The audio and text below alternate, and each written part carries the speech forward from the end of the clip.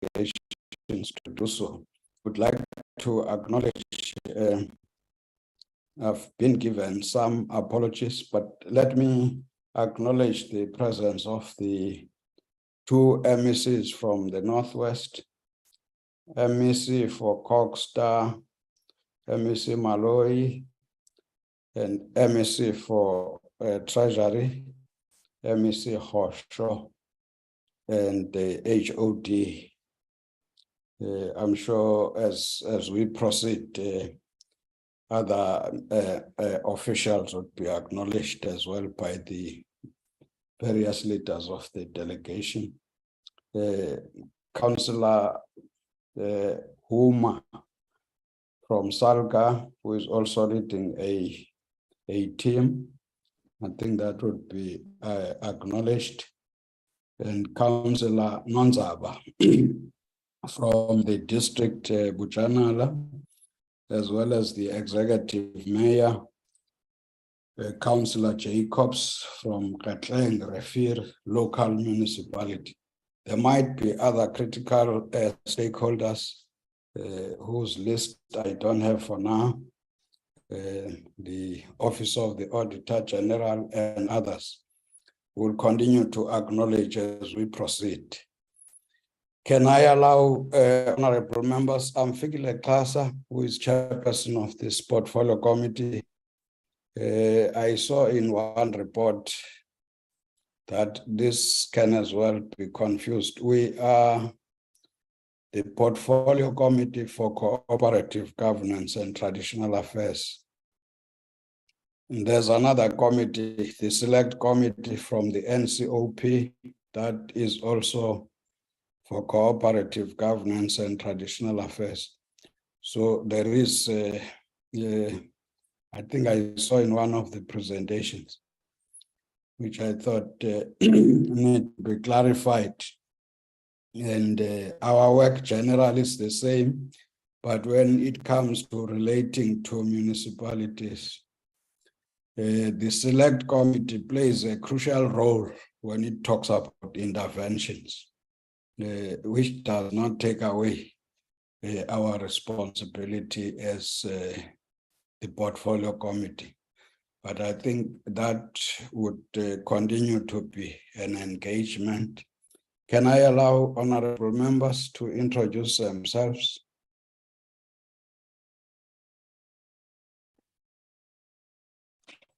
Thank you, Chair. My name is Becky Hatebe, a member of the Portfolio Committee on Cooperative Governance and Traditional Affairs. Thank you. Next. Good morning. Yes. Good morning, Chair. Good morning. I'm Tunika Mbumza. Yes. Morning, Chairperson. Morning. My name is Pretty Pindisile Klabanchaba, a member of the Cooperative Committee. Thank you. Sure. Good morning, Chair. Oh, sorry. You can go. Oh, morning, Chairperson. I am Olani Msimango, a member of this portfolio committee. Thank you. Sorry to It's not a problem, colleague. Good morning, Chair. Morning. My name is Kanya Eza. I'm an alternate member of this committee. Thank you very much. Thank you. For now, it looks like it's quiet. Okay, Honorable Groenewald. Sorry, Chair. My name is Michael Groenewald, and I'm part of this committee. Thank you, Chair. Thank you. Portfolio Committee Secretary, can we get apologies? Good morning, Chairperson. Good morning, everybody. We have apologies from the Minister and both teams. There will be an induction program at the Union Buildings. We also have an apology from Honorable Opperman She is in a program in Northern Cape. We have apology from the DG. She's attending a meeting with the Auditor-General, and Mr. Mpho Mohale will be leading the delegation from DCOP. Thank you, Chairperson. Thank you. Do we form a quorum? Sorry, Chairperson. Yes, we do. Thank you. Thank you very much. Honorable members, I'm sure we'll allow the two MECs as we get into the actual agenda. If there are any, or maybe let's do it and finalize the introduction. I've said we have got the MEC for Coghsta, Honorable Malloy, and HOD. Can we allow them to introduce their team?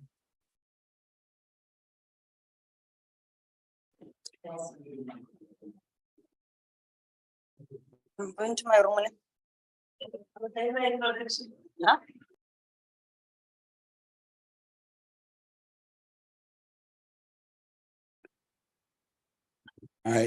I'm not sure now who is speaking.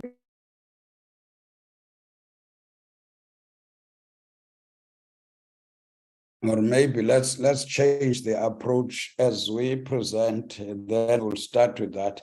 The agenda for today, it's engagement by the Portfolio Committee on the state of local governance in Kgetlengrivier local municipality. The focus is on that. We want to understand what is going on there.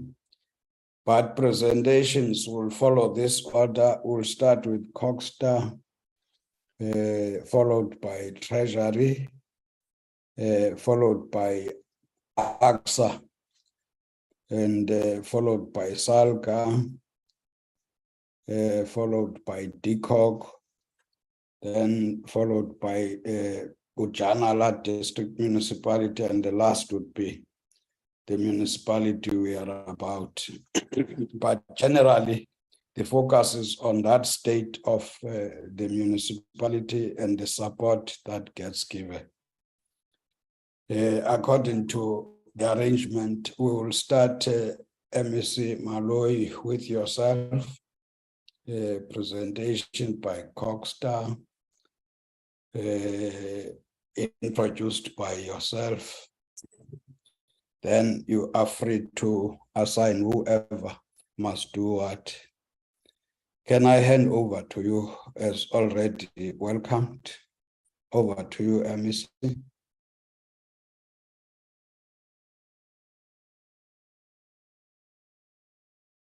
By the way, if I say MEC, and it happens that you people from the department, you know something I don't know, somebody in line must then take over. Good morning, Honorable. Good morning, Honorable Chair. Yes. My apologies because I thought MEC Malloy is on the platform, and good morning, honorable members of the Portfolio Committee and team and both teams from National Assembly administratively in the Portfolio Committees, as well as Coghsta team, as well as Provincial Treasury team, and all participants on the platform. Chair, my name is Mutlalipula Khosho. I'm the MEC for Provincial Treasury. Seeing that my colleague, Honorable Malloy, is not on the platform, I suspect he's also engaged with there's another program in the legislature, taking legislature to the people, where the Coghsta MEC must participate. I request that I just represent him because we are one team from the province. I will allow, if you allow me, Chair, let me hand over to Dr. Bole to take us through the presentation. And on the platform from Northwest, we also have Provincial Treasury, led by myself at the political level, but we have the SG and the HOD and Tatendlela Kunene, who will also give the presentation. So let me allow Dr. Bole from Coghsta side. but we are one team. Thank you, Chair. Thank you very much for taking leadership. Otherwise, I just had a list. That's why I was raising leading that, calling on Honorable Malloy. Thank you very much, Missy. Let's follow that order as outlined. Thank you. No, thank you very much, honorable members. My name is Dr. Ben Bole, the head of Coghsta in the Northwest Province. I can confirm that what Honorable Hosho said, that Honorable Malloy is engaged in as far as this program of taking Parliament to the people is concerned. So he has requested me to extend his apologies. Chair, if you allow me to proceed, today, Chair, we are here on behalf of the province talking about Kgetleng local municipality. Kgetleng local municipality, Chair, it's a municipality that you'd find in the Bojanala district municipality. This is the municipality, Chair, that has not been doing well for quite some time. And therefore, Chair, to share with the committee is that this municipality for the past 9 years, Chair, in terms of the audit outcomes, in the financial year 2020-2021, this municipality got disclaimer. Financial year 2019-20, it also got disclaimer. 2018-19, Chair, it also got disclaimer. 2017 and 18, it got disclaimer. 4 consecutive years, Chair, this municipality got disclaimers. And in the financial year 2016-2017, it got unqualified audit. In 2015-16 financial year, it also got unqualified. Then in 2014-15, it got qualifications,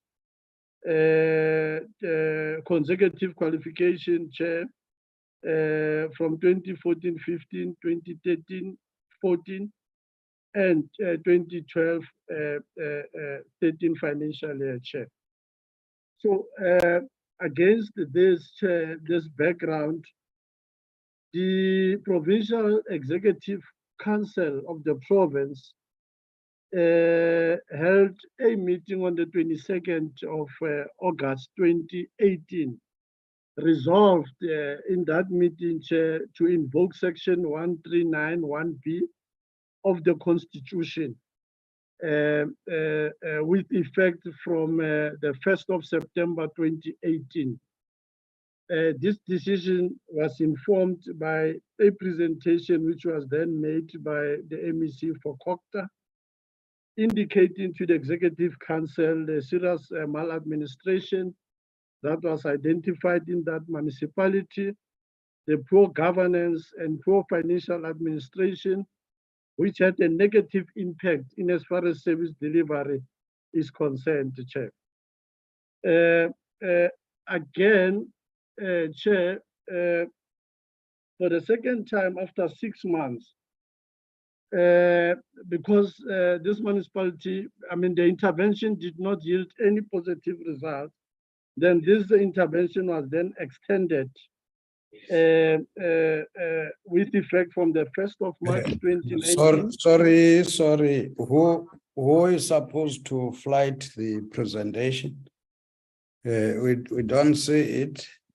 I think it would help us to have the presentation flighted. It will also help you for us to understand.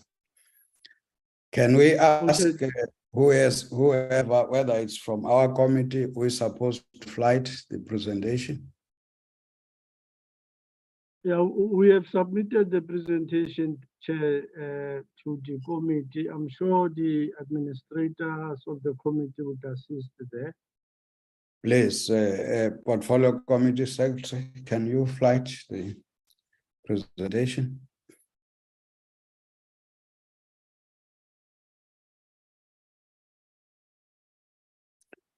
But you can continue in the meantime. I think let somebody else do that.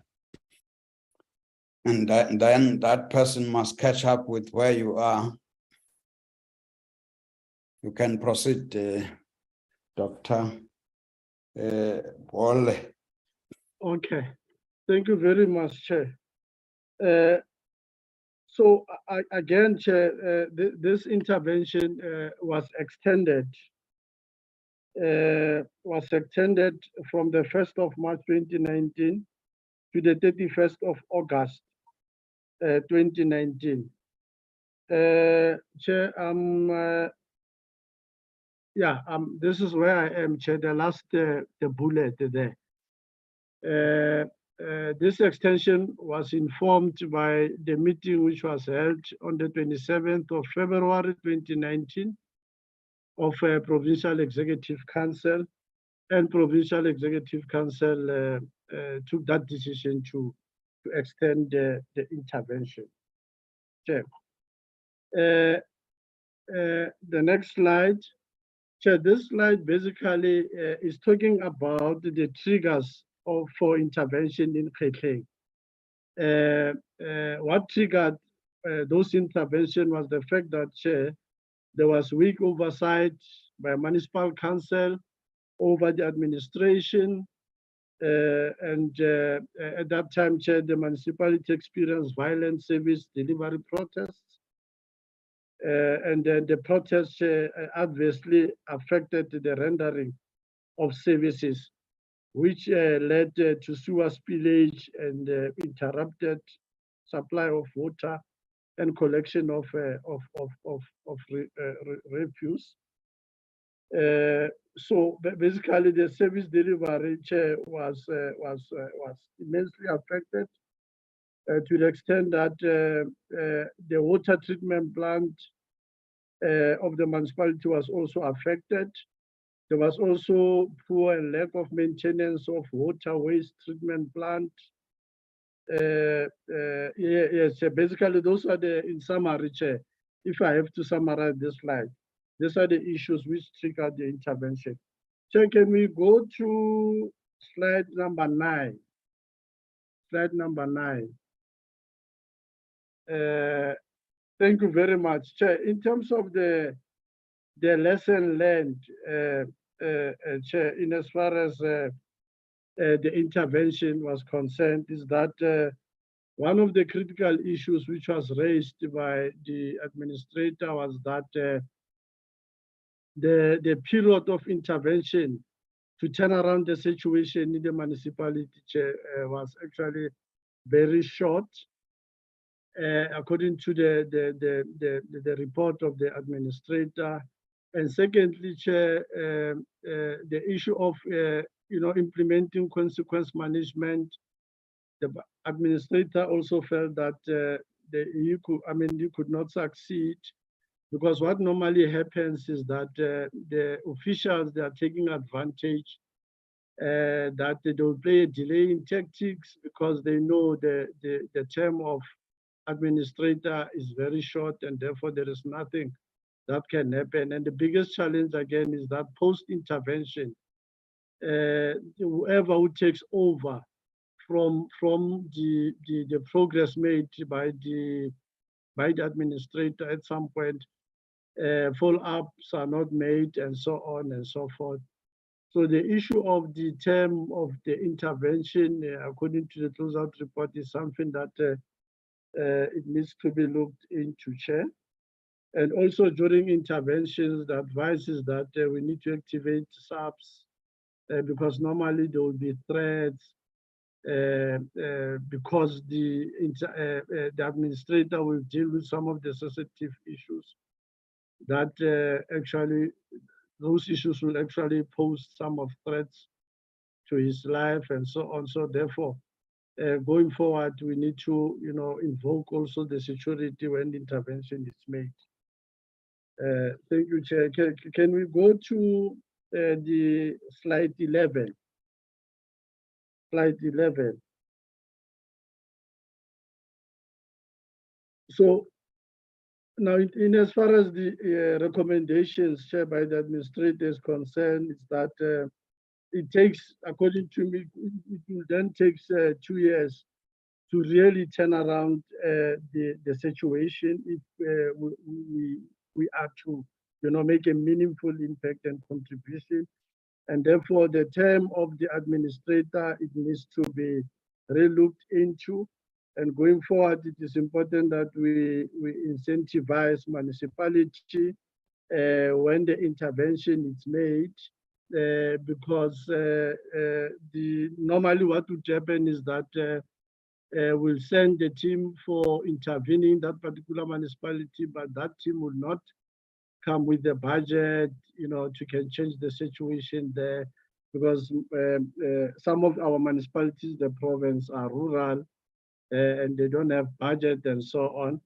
So the recommendation is that going forward, when we intervene, we need also to ring-fence some budget to actually assist municipality based on the issues that shall have been identified, and that will then need the turnaround.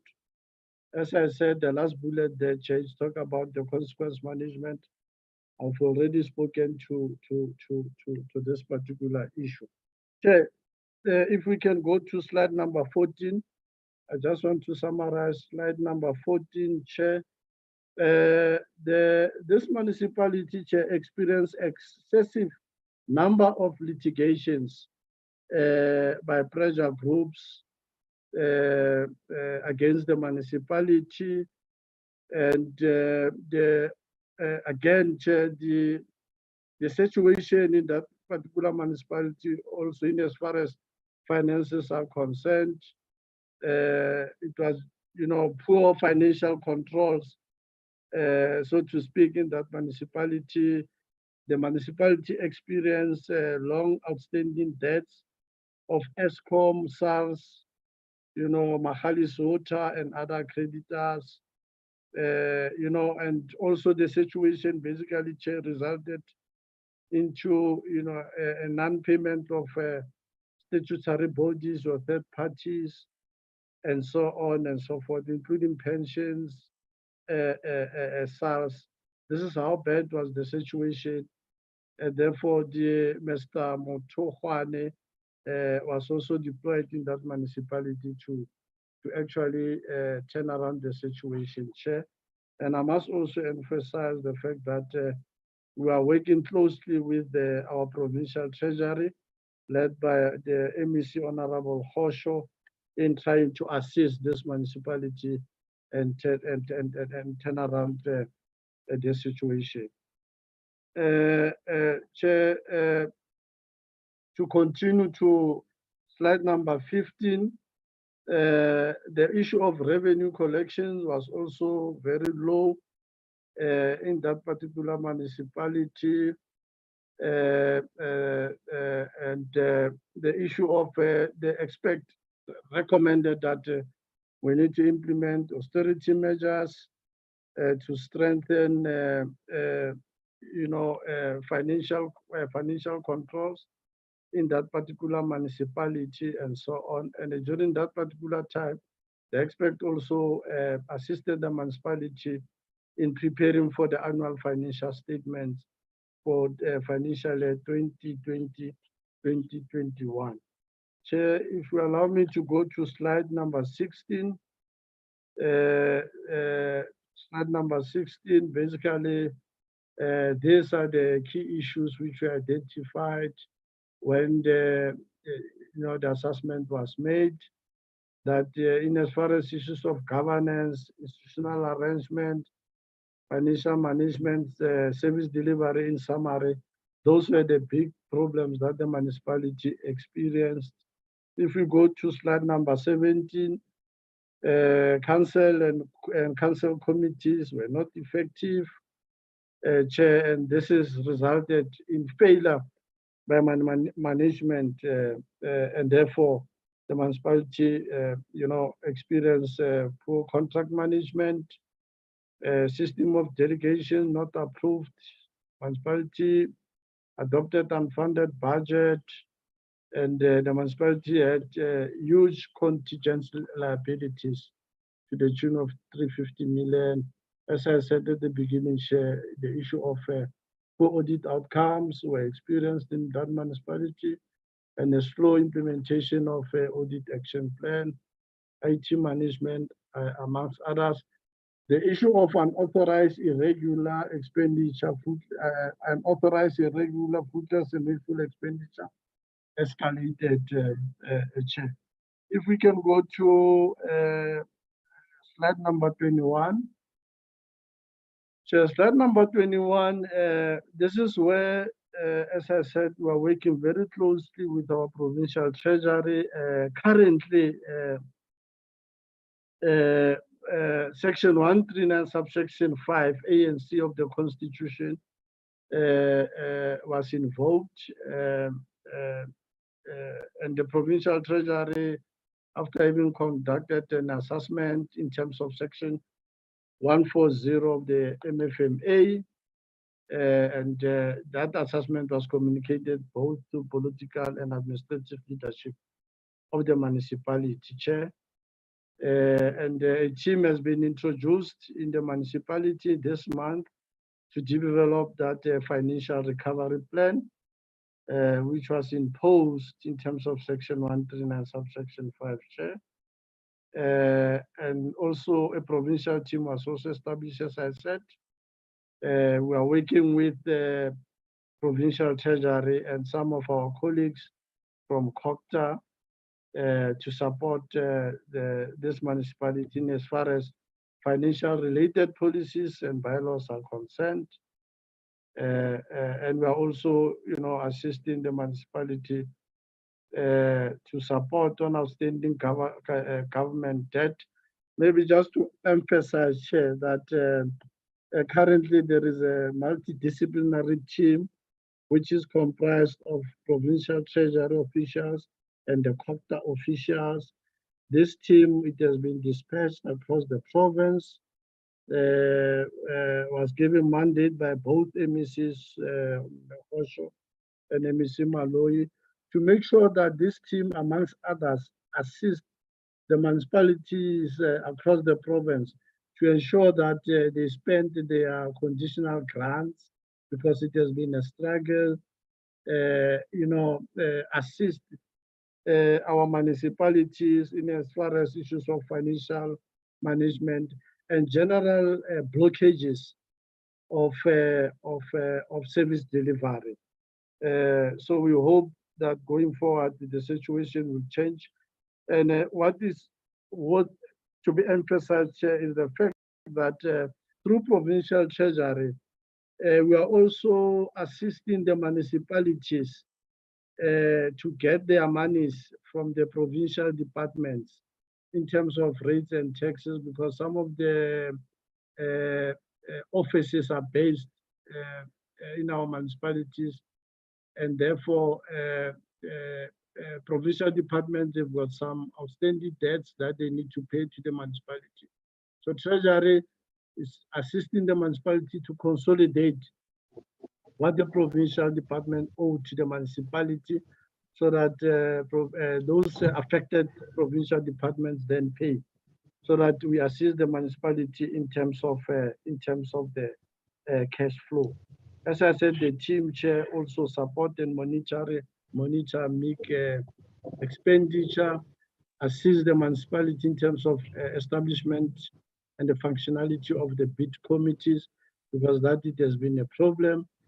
And the team specifically in Kgetlengrivier also assist the municipality to service this debt that the municipality is owed to ESCOM, and that owed to Magalies Water. Yeah, so can we then go to slide number 22? This slide talks about the status of water provision, that the refurbishment of the Coghsta treatment works will commence in the next financial year, Chair. basically next month. So the project is to upgrade the water treatment plant and the installation of bulk meters, and Swartrochens and Borolelo. The plant is fully operational and was recently refurbished, and some of the assets are still under defects, liability or warranty period. And the plant productivity meets the current water demand in Swartrochens and Borolelo. And the municipality is in the process of procuring new bulk meters for the Swartrochens treatment plant. Derby Town, Reagile Township, rely on 16 boreholes, of which 5 are currently functional. And the municipality will refurbish and upgrade boreholes in Derby, Reagile, Provincial. In this next financial year, 2023-2024 financial year, Chair. So therefore, we therefore, Chair, recommend that the committee note, the SOP note the report as presented, and Chair, the SOP note the progress on the implementation of Section 139, subsection 5, A and B read together with Section 139 of the MFMA, political and administrative leadership to support the provincial intervention team established to assist municipality chair on financial related matters.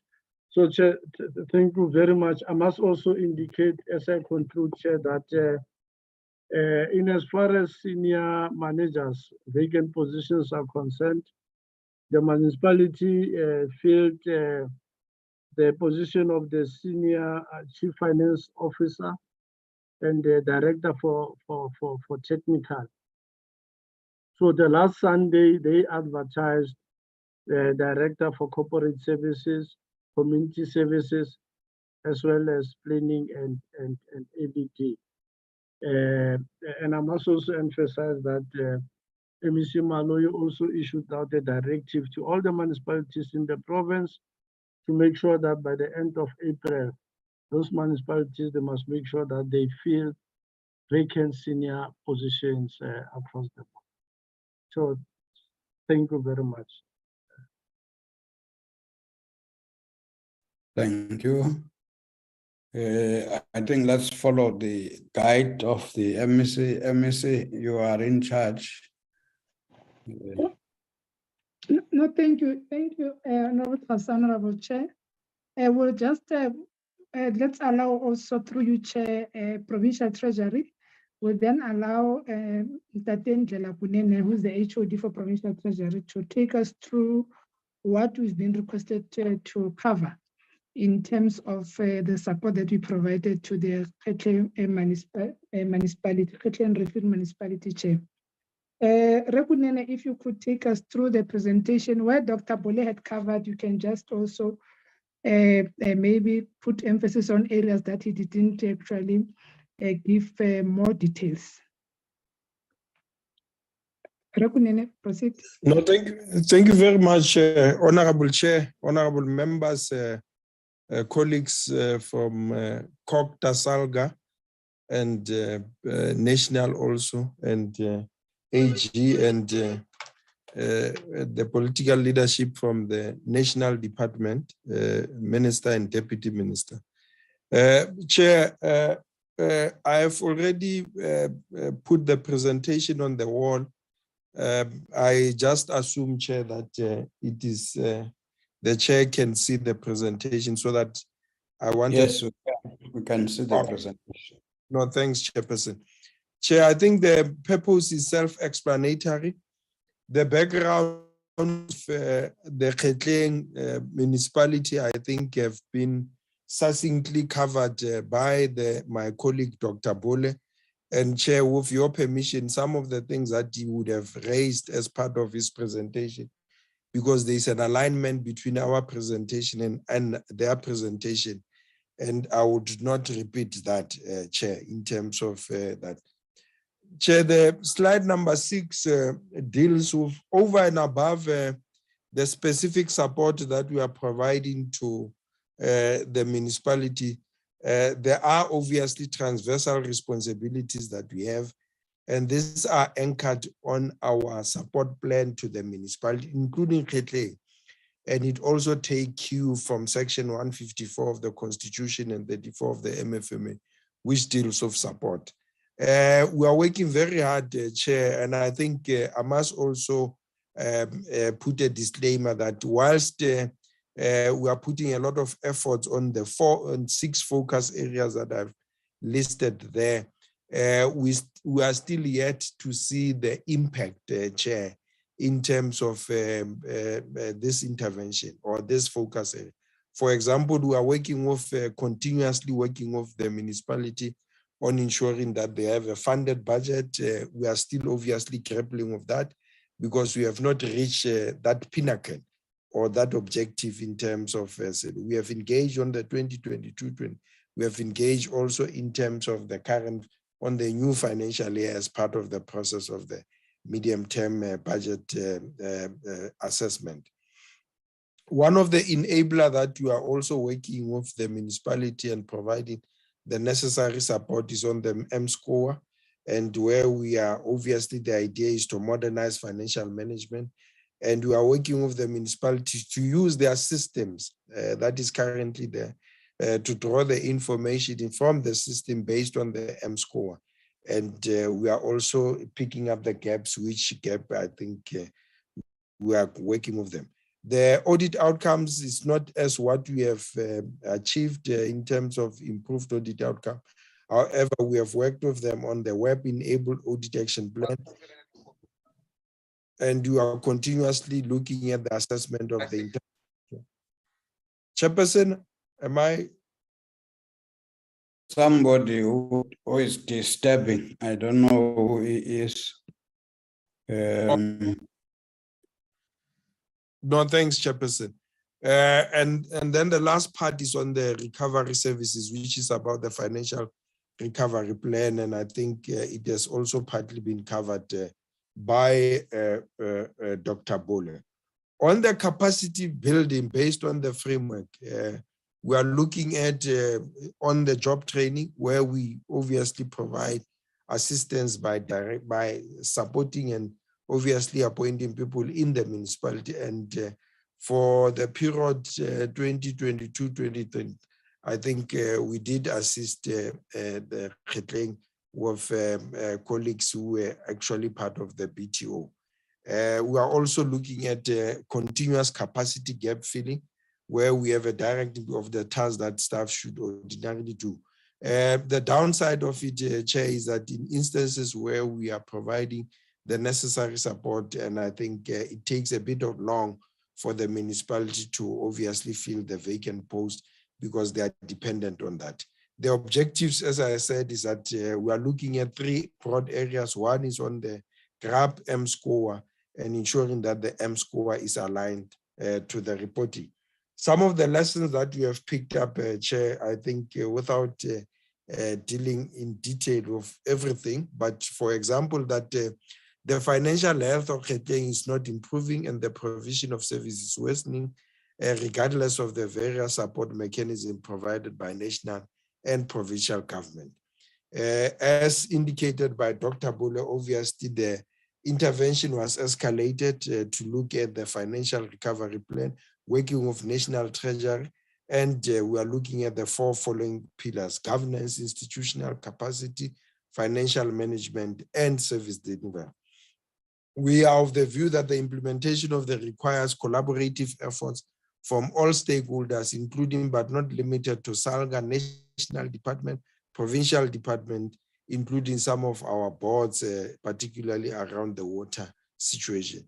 Chair, what we have picked up as part of our continuous support, this is not exhaustive, but those are the things that I think the big issue is that whereas There's a lot of efforts to improve the situation in Kgetleng, and I think it is common cause that to date, I think we are still working on that journey, or we are still working on the program, because the situation has not improved drastically, especially audit outcome, some of the elements that we are looking at in terms of the issues of the financial health, and it's still a big issue in terms of the municipality.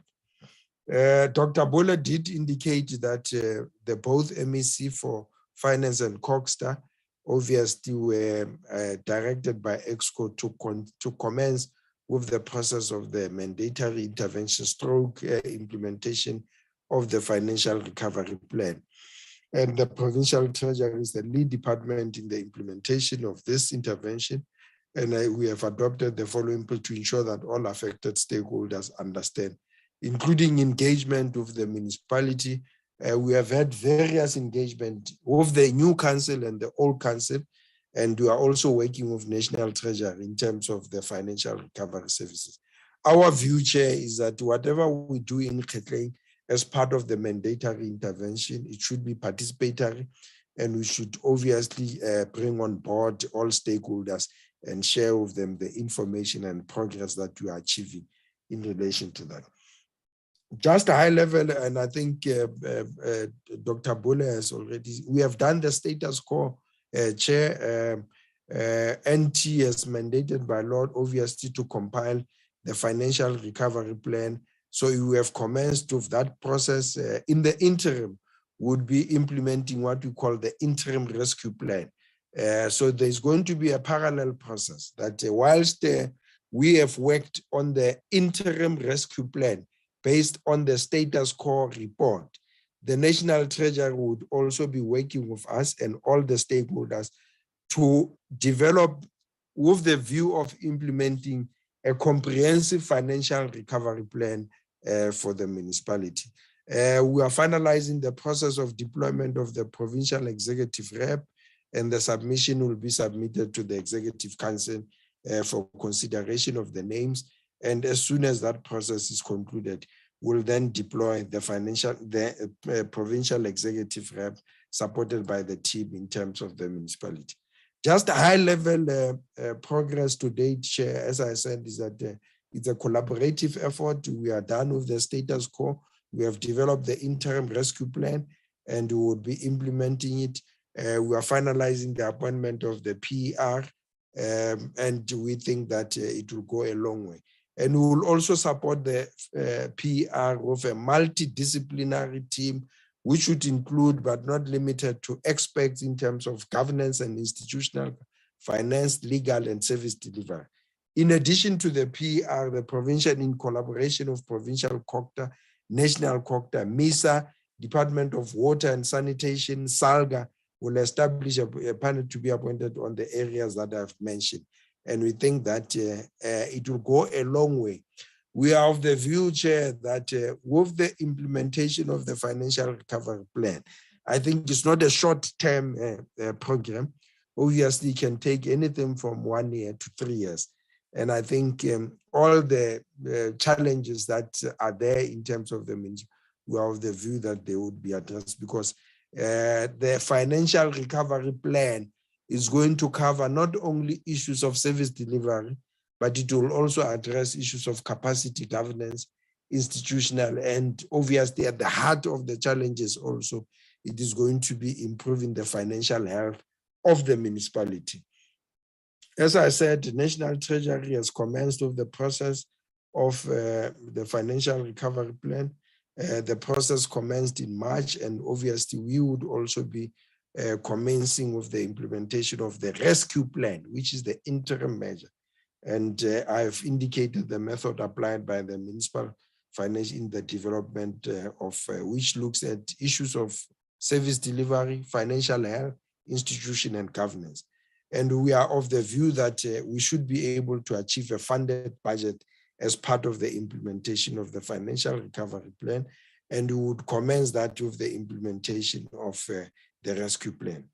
We're making the last point, Chair. The success of the financial will also be dependent on the leadership, commitment, and stability by all stakeholders including council, management of the municipality, and all the stakeholders, which would include us, Provincial Treasury, National Treasury, Department of Water and Sanitation, SALGA, and Provincial Coghsta and National Coghsta, because that success hinges on total commitment by all stakeholders to ensure that we permanently and comprehensively address the challenges that obviously Kgetleng is experienced.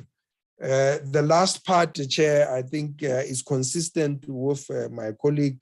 What he has said is that note the support, although we accept, Chair, that the support, although it was provided by all stakeholders, including National Coghsta, Provincial Treasury, we are yet to see, obviously, the much improved financial health and other challenges that are there that are addressed. And we are of the view that the second bullet should help us, at least in the final analysis, to resolve some of the challenges, which is going to be about the implementation of a comprehensive financial recovery plan, working with all the stakeholders, and obviously based on the commitment and support by all involved, including the leadership of the municipality. Chair, I've tried my best to summarize the presentation without repeating what my colleagues would have said as part of the first presentation by Coghsta, because the two presentations are aligned. Thank you very much, Chairperson, and thank you very much. Thank you very much, Honorable MEC. If there's anything, or you'll wait for questions, if there's anything that you'd want to say to round up the presentation. No, thank you, Chair. Just to round up the presentation, Chair, we are already having a plan with as a joint effort between Coghsta and Provincial Treasury on how are we going to follow through the integrated program between amongst all the stakeholders. We had a session with all the mayors, and Kgetleng was part of that last week on the 7th, in making sure that the issues of financial viability, the issues of service delivery, institutional capacity are threshed out. So we are outlining that plan.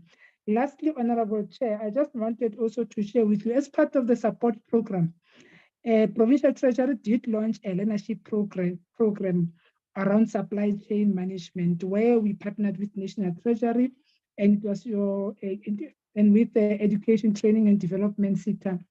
We had run that program, and last week, Friday, we yielded the results. However, we still need to see the impact within the units of BTOs, where we had 58 graduates, and 3 of them is across the province. Then 3 was also from Kgetleng officials as part of the in-job training. They now have acquired N2 level 5 qualification. So it's part of the program. We've agreed that we will be taking them to the next level around supply chain management. And we are deliberate because we need to respond to issues of post-audit action plans, matters of emphasis as raised by the Auditor-General. So we are focusing within the B2O to ensure that we strengthen capacity, we handhold into the municipalities, and Kgetlengrivier municipality is part of the beneficiaries of that project. I must say that we've prioritized Kgetleng as well from our side, Chair, also as a result of the previous encounters where the municipal account had to be taken over by other NGOs, your AfriForum and so forth. So we are focusing on that, especially with the financial recovery plan. Thank you, Chair. I think I'll pause at that, Chair. I thought I just needed to sum up also from both departments. Thank you. Thank you very much. We will now move to the Office of the Auditor-General, team led by Mr. Sibisi, who is business leader from that office. You will also introduce your team and then continue with the presentation. Welcome. Over to you.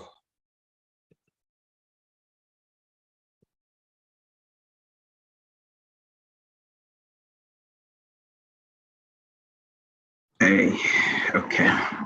Thank you very much, Honorable Chairperson.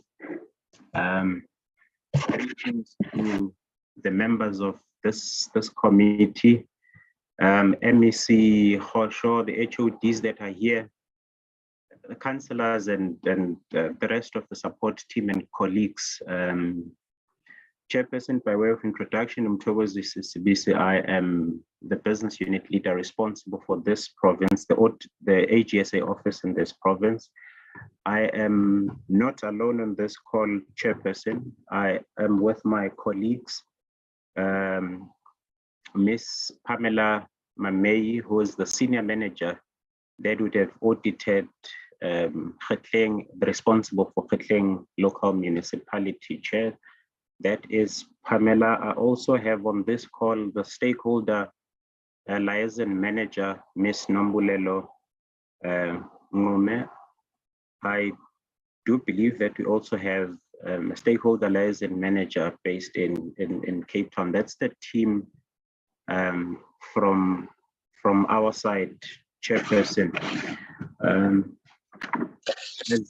Just to kick off the presentation, firstly, I want to thank this committee, Chairperson, for the opportunity for us to come and present the audit outcomes of Kgetleng local municipality. I honestly do believe and hope that the insights that we are going to be sharing, Chair, is going to assist this committee in playing the critical oversight role that it needs to play as it holds the municipality and the rest of the auditees accountable. That is covered, and then that is in line with our mission and vision on slide 2 on the next slide, Chairperson.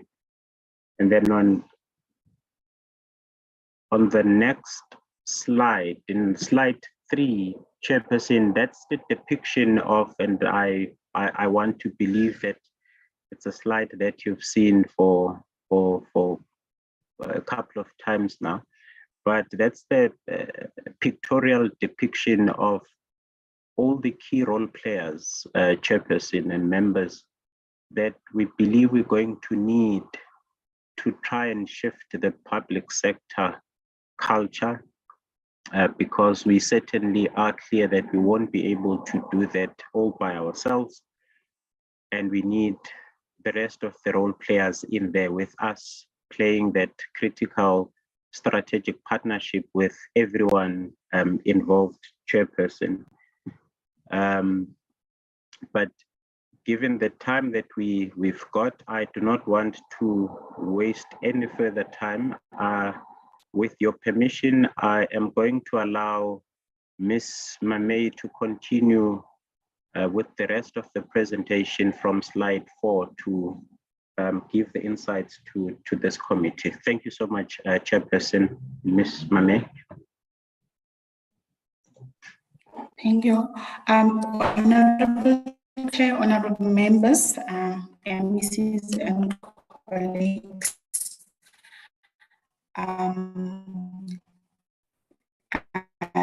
Thank you, Mrs. So then on slide 4, this is just now the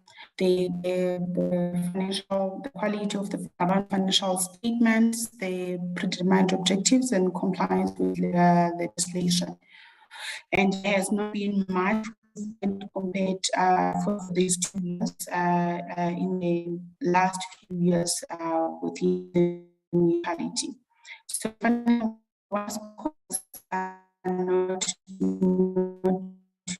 it looks like there's a problem with reporting principles that are Wait, I can't hear you well. There's a problem with your network. I don't know if there's anything you can do. We can't hear. Thank you. I wonder if it's better now.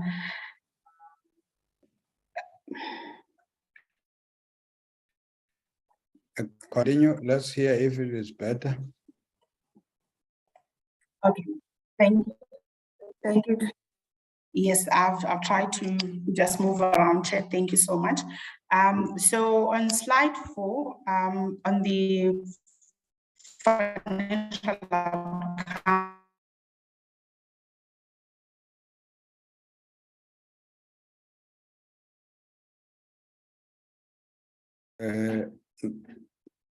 The problem is bigger now. I'm not sure the Mr. CBC, we could hear you. Yeah. Thank you, Chairperson. I think whilst Ms. Mamade tries to find the spot to at least where she can be audible, I will at least continue for now. So Chairperson, the slide that we are on depicts the audit outcomes of the Kgetleng local municipality. I think at the core of it, Chair, is that what we have picked up is that obviously the municipality has got its own vision and mission, and then on the basis of the audit outcomes that we've seen over a couple of years now, the outcomes are not necessarily aligned to what the municipality itself wants to achieve. But summarizing some of the key things, Chair, that anchored the outcomes from the financial statements point of view that have been disclaimed, looking at the past 2 years as well, is that at the core of it, and I think my colleagues from Treasury and Coghsta also spoke to that, that the basic, really basic disciplines in the financial control environment are lacking within the municipality. And if you think about it, it's really not anything difficult to get the financial statements sorted, but it's a conversation that at our level as auditors, coming from our perspective, would have had with the municipalities. At the core and the center of it, on the preparation of financial statements and the conversation we've had, which remains a worry for us, the continuous use of consultants without necessarily the accurate and complete underlying records, which will enable the consultants to produce something meaningful within the municipality itself. And on performance information, it's not anything new where the information is not supported by credible and complete information, or the document what technically will be called a technical indicator, which does not adequately outline the desired outcome, the source of funding in the document, and the role players that need to play in that space. And as well as in the SCM space, the really basic disciplines of attending to the things that will capacitate and enable the SCM unit within the finance to be able to attend to the compliance issues, which if not, as they're not attended to, continue then to result in increased irregular expenditure. So that is in the main on the overall audit outcomes, Chairperson, how the picture is looking like. On the next slide, the next slide talks about the things that are in place and the tools and the resources that are put in place to try and assist the municipality. And colleagues, I think HODs have also touched on this, but what we generally look into and check is that we continuously see that within the finance or BTOs, there are people in there. We've got about $500 million salary within that unit. Yes, there is a vacancy rate of about 30%, but the angle and the conversation we've had with the municipalities to say those that are in the units themselves, it would be critical within the BTO unit, it would be critical that at least they attempt to prepare to do the basics within the municipality. And whenever the use of consultants are needed, that to be left to really complex issues within the preparation of financial statements or BTO related activities. Whilst we understand and acknowledge that there might be lack of skills, and that's where then the capacitation needs to come in. And I think to a certain extent, I think that's the point that the MEC was touching on, to say it's important to start capacitating. At the point, capacitating the BTOs in various municipalities, including Kgetleng, with the financial reporting consultants, that remains a serious concern, not necessarily from the fact that consultants are being used, but it's the value that the consultants need to add after they've been brought into the municipality. I think that's the critical part, and we've tried to almost dramatize that number, the 8.2 million, to say we also just need to look at the amount that different municipalities are spending on consultants in context. That for you take 8.2 in us trying to drive the point there, to say you take 8.2 million chairperson from that is used by the municipality. If you just divide that by an average salary of a newly qualified chartered accountants, and you that in an Kgetleng local municipality, that will give you about really 12 or 13 qualified chartered accountants, if you were to look at it that way. We're dramatizing it so that the spending on consultants is given their attention, because there is also a spending on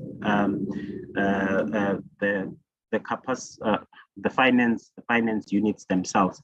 But we acknowledge the interventions by provincial treasury and provincial Coghsta, especially with the experts and the colleagues that are there trying to help the municipality. We understand that it's not going to be an overnight thing, but and the important part is that all the critical role players will have to be in the space and fully behind what the provincial interventions or provincial coordinating departments are trying to do to try and help the municipality. In the main, the unfortunate part is that with all the resources that are put in there, we're still seeing poor quality financial statements, or the performance reporting itself is still not at the right level. And the bottom, we're summarizing some of the root causes why we've seen or observed what we are seeing there. On the next slide, Chairperson, we're summarizing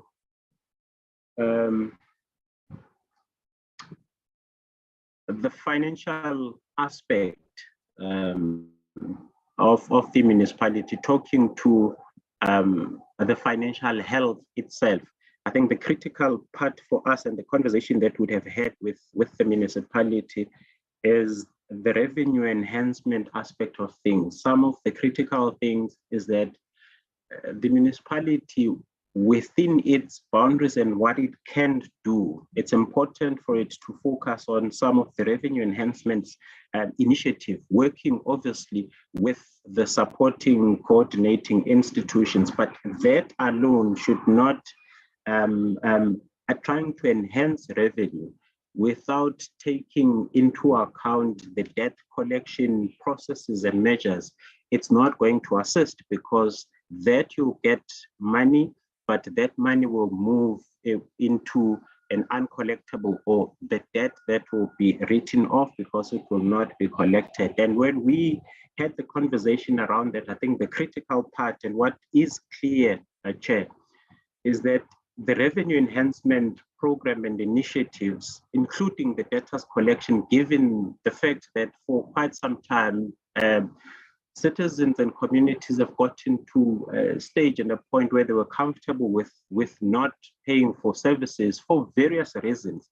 What is important is that there is going to be a need for the councillors and councils and politicians to support that initiative, because the biggest risk is going to be that, or challenge rather, is that even if there are all these initiatives that the municipality would want to put in place, without the support of the councillors and people within councils through their own constituencies, because they come from their constituencies, to support that, we're unlikely to see anything meaningful coming out of that. So I think it's something that the speaker and the politicians will have to drive robustly if the initiatives and activities that Coghsta and Treasury together with the municipality will try to do as part of that. But in all honesty, I think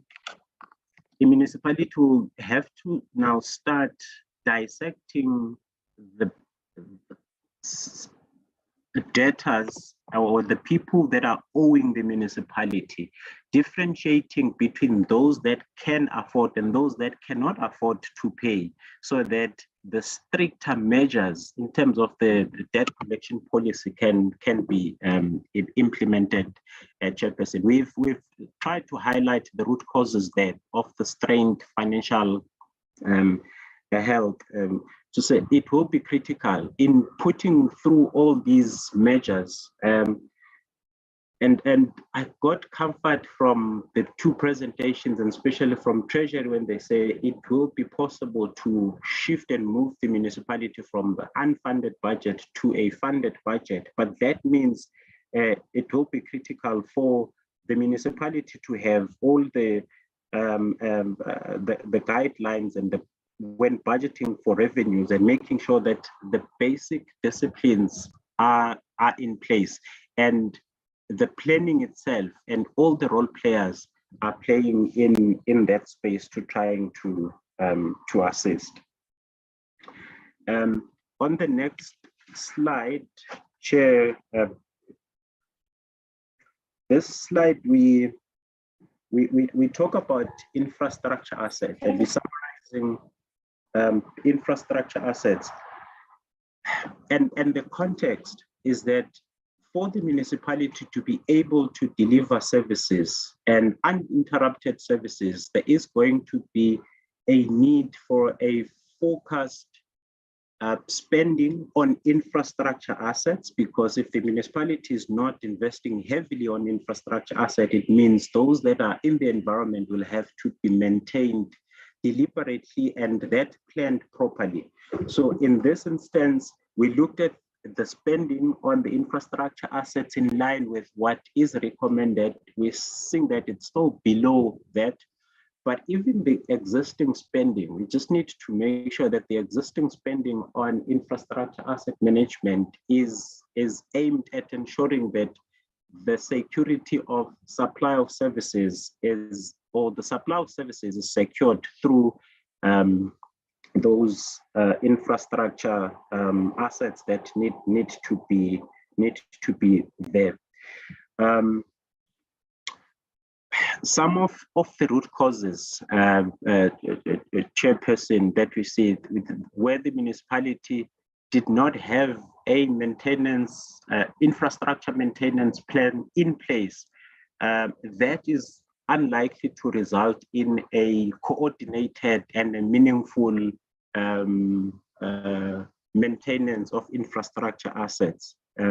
So then that's where we need the municipal manager and the senior managers, not just the asset manager, but all the senior managers that are playing in that space, especially in technical services, to play their space and contribute in making sure that these assets and infrastructure is maintained. So in this instance, would like to see the municipal manager putting in controls to make sure that the wastewater treatment work is secured. That is coming from the work that we did as part of the visits of the key projects, where we realized that there is still no adequate measures put in place to make sure that the treatment of water or water treatment plants are secured adequately. But that goes hand in hand with the infrastructure assets and the work that needs to be done in that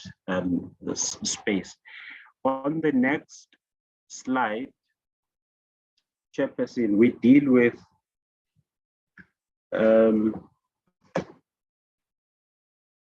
so I see the slide is now not moving. Okay.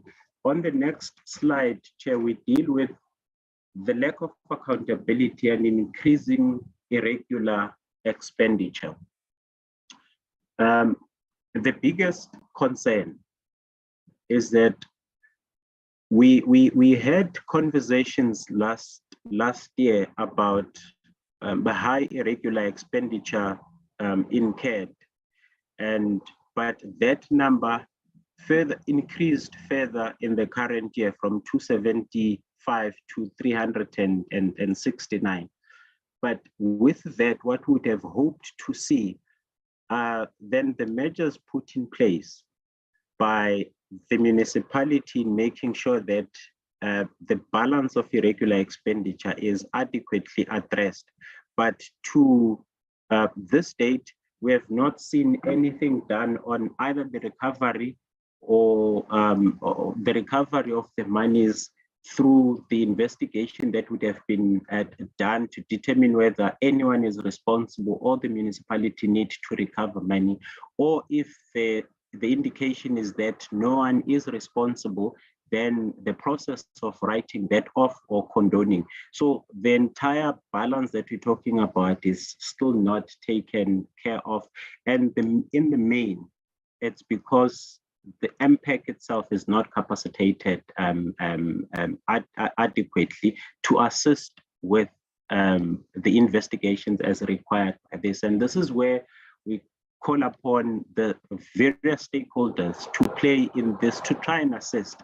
Why? Because we have picked up that it's not only Kgetleng that where the MPECs are struggling either with the capacitation or even understanding what needs to be done to make sure that the work that is required in terms of MFMA section 32.2 is done adequately to deal with irregular expenditure.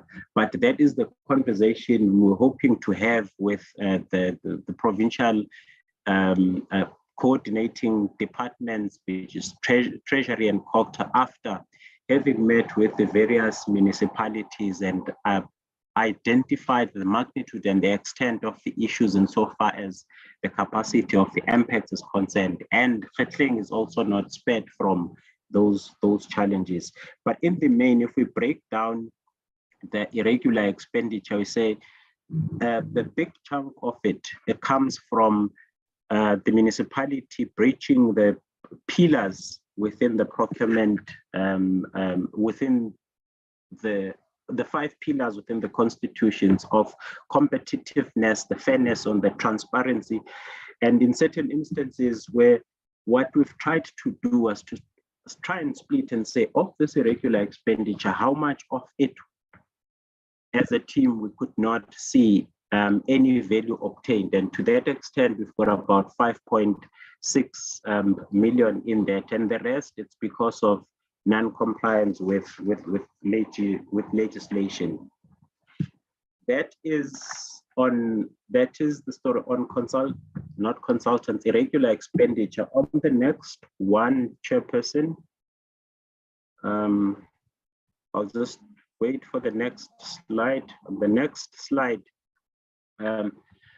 so this is the extension of what I've spoken about, and this is linked to the work that will have to be done by the municipality and the governance structures in dealing with with the unauthorized and fruitless and wasteful expenditure. That the same initiatives and activities that will have to happen when the municipality deals with irregular expenditure, that is the rigor that is expected to happen in here. But in the main, I think once the municipalities, including this one, is able to fix the vacancies and the issues within, or the capacity, skills and competencies within the BTO offices, I think that will go a long way in making sure that the budgeting process itself is followed adequately and it makes sense, and then avoid unauthorized irregular expenditure. Then on fruitless and wasteful, this is a, Chairperson, this is a one of those difficult ones, because some of these, the amounts that we are seeing here in the main come from the interest and penalties coming from an overdue accounts, either ESCOM or water. And to the extent that the municipality does not have enough money to cover that, we are likely to see this coming these penalties coming up from time to time, which requires a dedicated time on the budgeting process and making sure that the budget itself is funded. On the next slide, okay. Next slide, it's a reminder of material irregularities that we issue, and I think for Kgetleng we issued one material irregularity relating to I think section 62. The disclaimer, what we termed the disclaimer municipality, where the municipality was not able to provide adequate and sufficient records to make sure that the audit process and is carried out and is able to move out of that disclaimer. And where this process is, Honorable Chair, is that we've allowed the municipalities, including Kgetleng, to take advantage of the support program and initiatives that are coming from jointly from Coghsta and Provincial Treasury in trying to assist municipalities deal with the issues. And Treasury and Coghsta having shared the initiatives that they've planned to roll out at the municipalities as part of their legislated mandate, we picked up that there are some of the activities and items that are going to be rolled out by the coordinating institutions that will talk to some of the recommendations that we had issued as part of the disclaimer municipality, disclaimer MI. However, whilst this might have moved to a recommendation stage, as an institution and organization, we decided, Chair, that we will pause, because we understand that some of the things that we want to see being implemented to address this, those things are not going to happen in a short space of time. So to the extent that those will be addressed by the initiatives done by Coghsta and Treasury, especially the financial recovery plan and the support that Coghsta is providing with the provisions of the resources to the municipalities. And we are just hoping, as part of shifting the municipality from an unfunded to funded, that will address some of the things that are there. But from an organization point of view, we are going to be taking a decision at a firm level to say, what are we going to do with the material irregularities to the extent that there is not adequate movement. But specifically to Kgetleng, I think the delay in the appointment of the CFO at that level, and that would have assisted the municipality to start implement some of the things that ought to have been implemented. I know I've spent some time on this, but it's critical, because the conversation that we've had is that all we want to see happening going forward is that at least we want to see municipalities avoiding material irregularities rather than reacting and implementing things after issued material irregularities. On the next slide,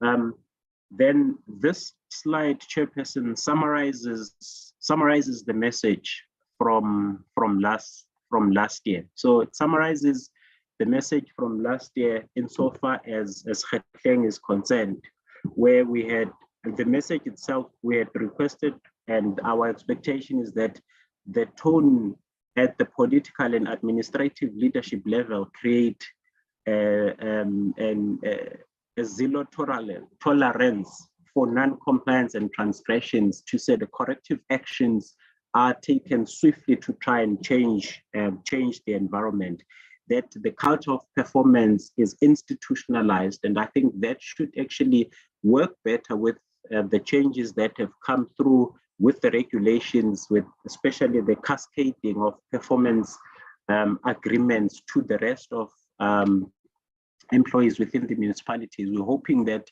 that will assist, will come a long way to assist the municipalities and this municipality to assist. And from that message and the commitments that came out of the conversation is that then the accounting officer to share the to ensure that the implementation of the recommendations coming from the audit opinion through the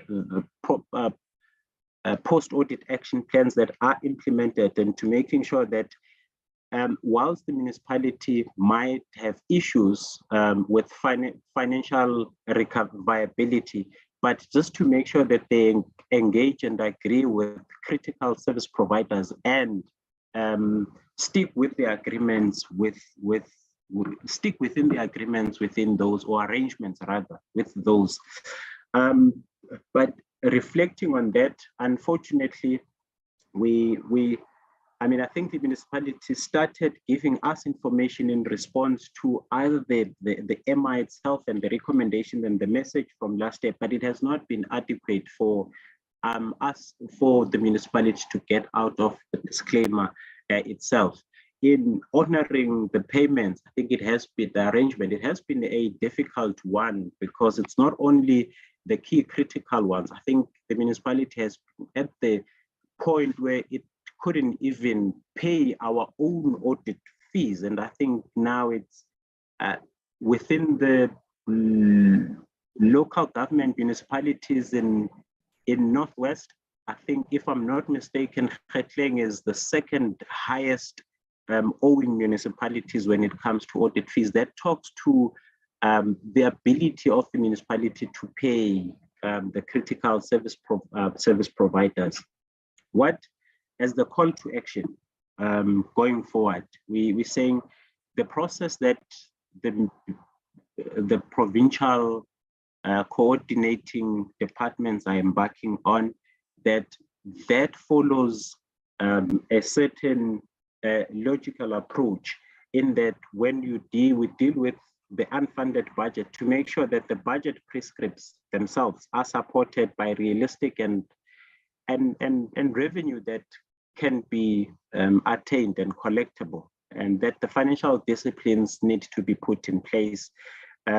We are hoping, in the conversation that we've had, we're hoping to see the gradual reduction in consultancy fees whilst the BTO offices are being capacitated. Just to close off, to wrap up, I think this is the last slide, if I'm not mistaken. Can you just move on to the next slide?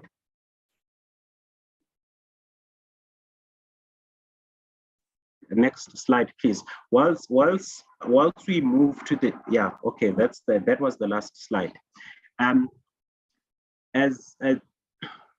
In closing, Chair, from our side as an audit office, I think there are efforts by the provincial coordinating departments to assist municipalities. Coming from our side, I have, at my level, I have had engagements with, at this point, with more than half of municipalities already. And luckily, and I've had a conversation with Kgetleng local municipality, with the mayor, and I think the chairperson of the audit committee was part of that meeting. And the conversations that we've had, we're now in line with the culture shift strategy. We've tried to be as specific as possible on the things that we believe and hope that the municipality can implement into, so for it to shift from where it currently is, from the audit outcomes and the experiences of the people on the ground, to the next point. And the intention of such conversation was that we as auditors coming from the outside, looking at their environment, we're proposing those things and allow them, the leadership of the municipality, to look at those and say, what is it that might pose challenges for them, so that we tweak those.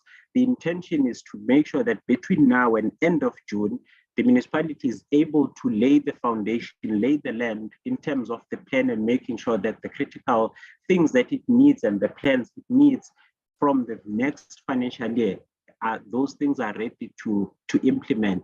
And I've had the conversation with more than half of the municipalities already. In the plans that we are sharing with the municipalities, or the recommendations that we're sharing with the municipalities, we are obviously including the things that we believe that for that specific municipality, Coghsta and Treasury can also do. But that conversation is a conversation that I was planning to roll up to the colleagues within Coghsta and Treasury once I'm done with the visits of all the municipalities.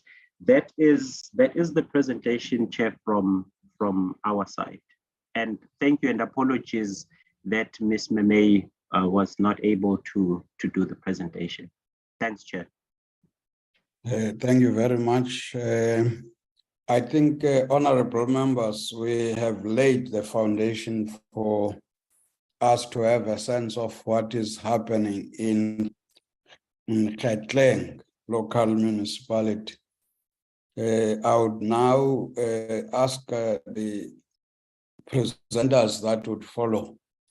We'll take 5 minutes from each one of them. I should have indicated in the beginning that we were allowed a maximum of 15 minutes. We are dropping it now to 10. But there will be no debate about it. I'll be managing it. We will now move to SALGA, and Councillor Wuma, who is the leader of the team, must lead, and possible start with introducing the other members of the team. Over to you, Councillor. Yeah, thank you very much, Chairperson.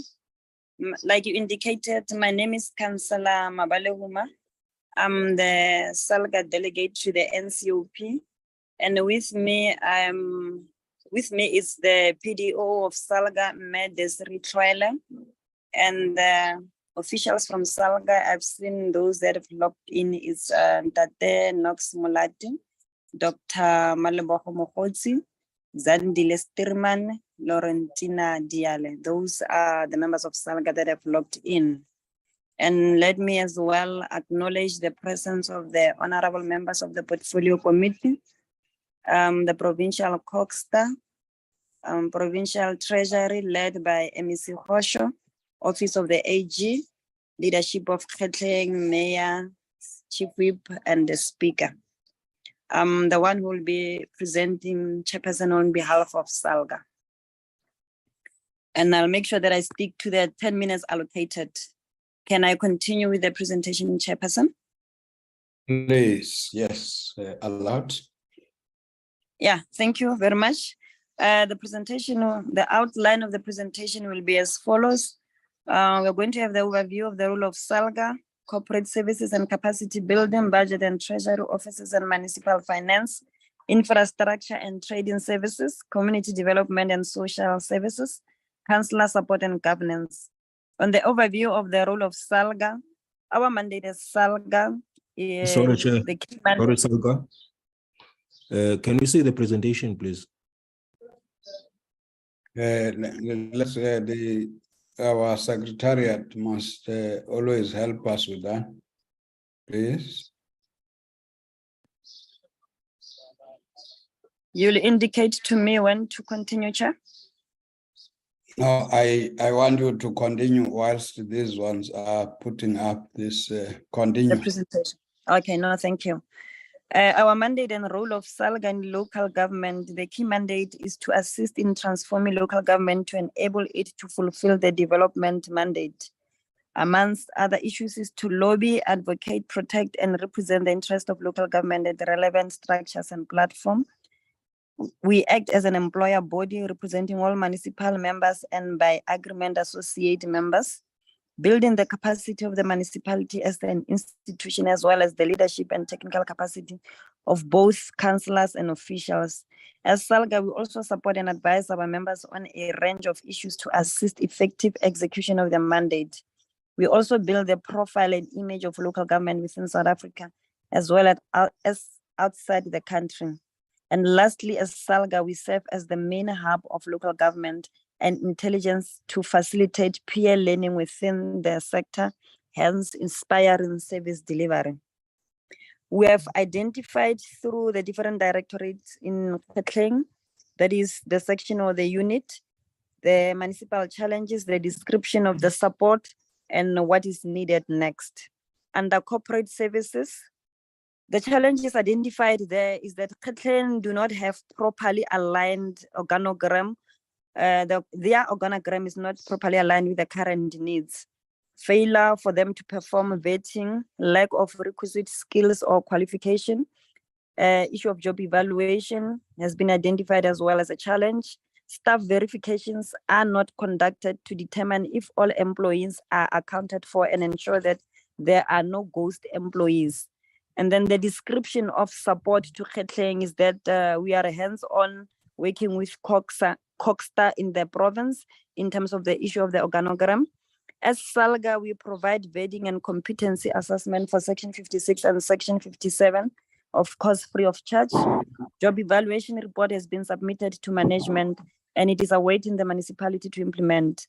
The payroll check verification to be done by the municipality to make sure that there are no ghost employees. And then on what is next is the municipality has to finalize the reviewing of their organizational structure, ensure that the current job evaluation by SALGA is aligned with the new organizational structure, review of all irregular appointments and determine if they should be set aside or even reversed, to determine unfunded or unfunded mandate. And then in terms of capacity building, there's high vacancy rate in critical positions, failure to implement consequence management or disciplinary processes, something that is also identified by the Office of the AG, functions of council and administration committees, failure to promote good corporate governance. The description of support, the municipality needs to adhere to Circular 2 of 2023 issued by Coghsta on filling of vacancies. The municipality should establish a disciplinary board training of presiding officers and initiators regularly conducted by SALGA, training to be provided by SALGA as well. And then what is next to happen, the municipality's promotion of good governance, corporate governance, establish performance management office, institutionalization of system of delegation, proper training on job training of development of oversight, SALGA to populate corporate governance checklist, that is the functionality of council committees, MPEG, audit and audit committees. Still on capacity building, we have noted that among the challenges from the municipality, there's non-attendance of LLF training or workshops by administrative officials and councillors responsible for corporate governance portfolio. The municipality does not participate in the job evaluation process at district level. So we are saying that as SALGA, we arrange training and only 2 different members attended the 2-day training called a job evaluation unit and PAC meeting on the 7th of October 2022, update information of newly appointed officials. So we are going to conduct another LLF training and we're expecting the relevant officials and councillors to attend. Update on contact list from Kgetleng local municipality to ensure that the current HR officials manager participate at job evaluation unit district level. SALGA support to establish all corporate governance structures and development of corporate governance checklist. And then on budget and treasury office, which is the finance one, there's increased electricity and water losses, lack of proper tariffs for areas such as farmers, lack of monitoring and management of actual water and electricity readings. The description of support, water loss management 2021-2022, dissemination of 3 NRW briefs, development of a guideline on computation water balance study in the municipal water distribution water audits, the master classes on benchmarking that was held, deployment of smart systems, case study of Saldanha Bay local municipality and Cape Algas on smart metering were shared with the municipality. DWS, DBSA and World Bank session on. And then we are saying that we need to assist or guide the development of process to monitor water and electricity losses on a monthly basis. Still on budget and treasury, what has been noted as challenges is depleted investor confidence, loss of revenue as well. And then we hosted the following training with a focus of improving audit outcomes, budget and monetary records management, asset management. And as SALGA, in collaboration with Coghsta, we supported the municipality on government debt.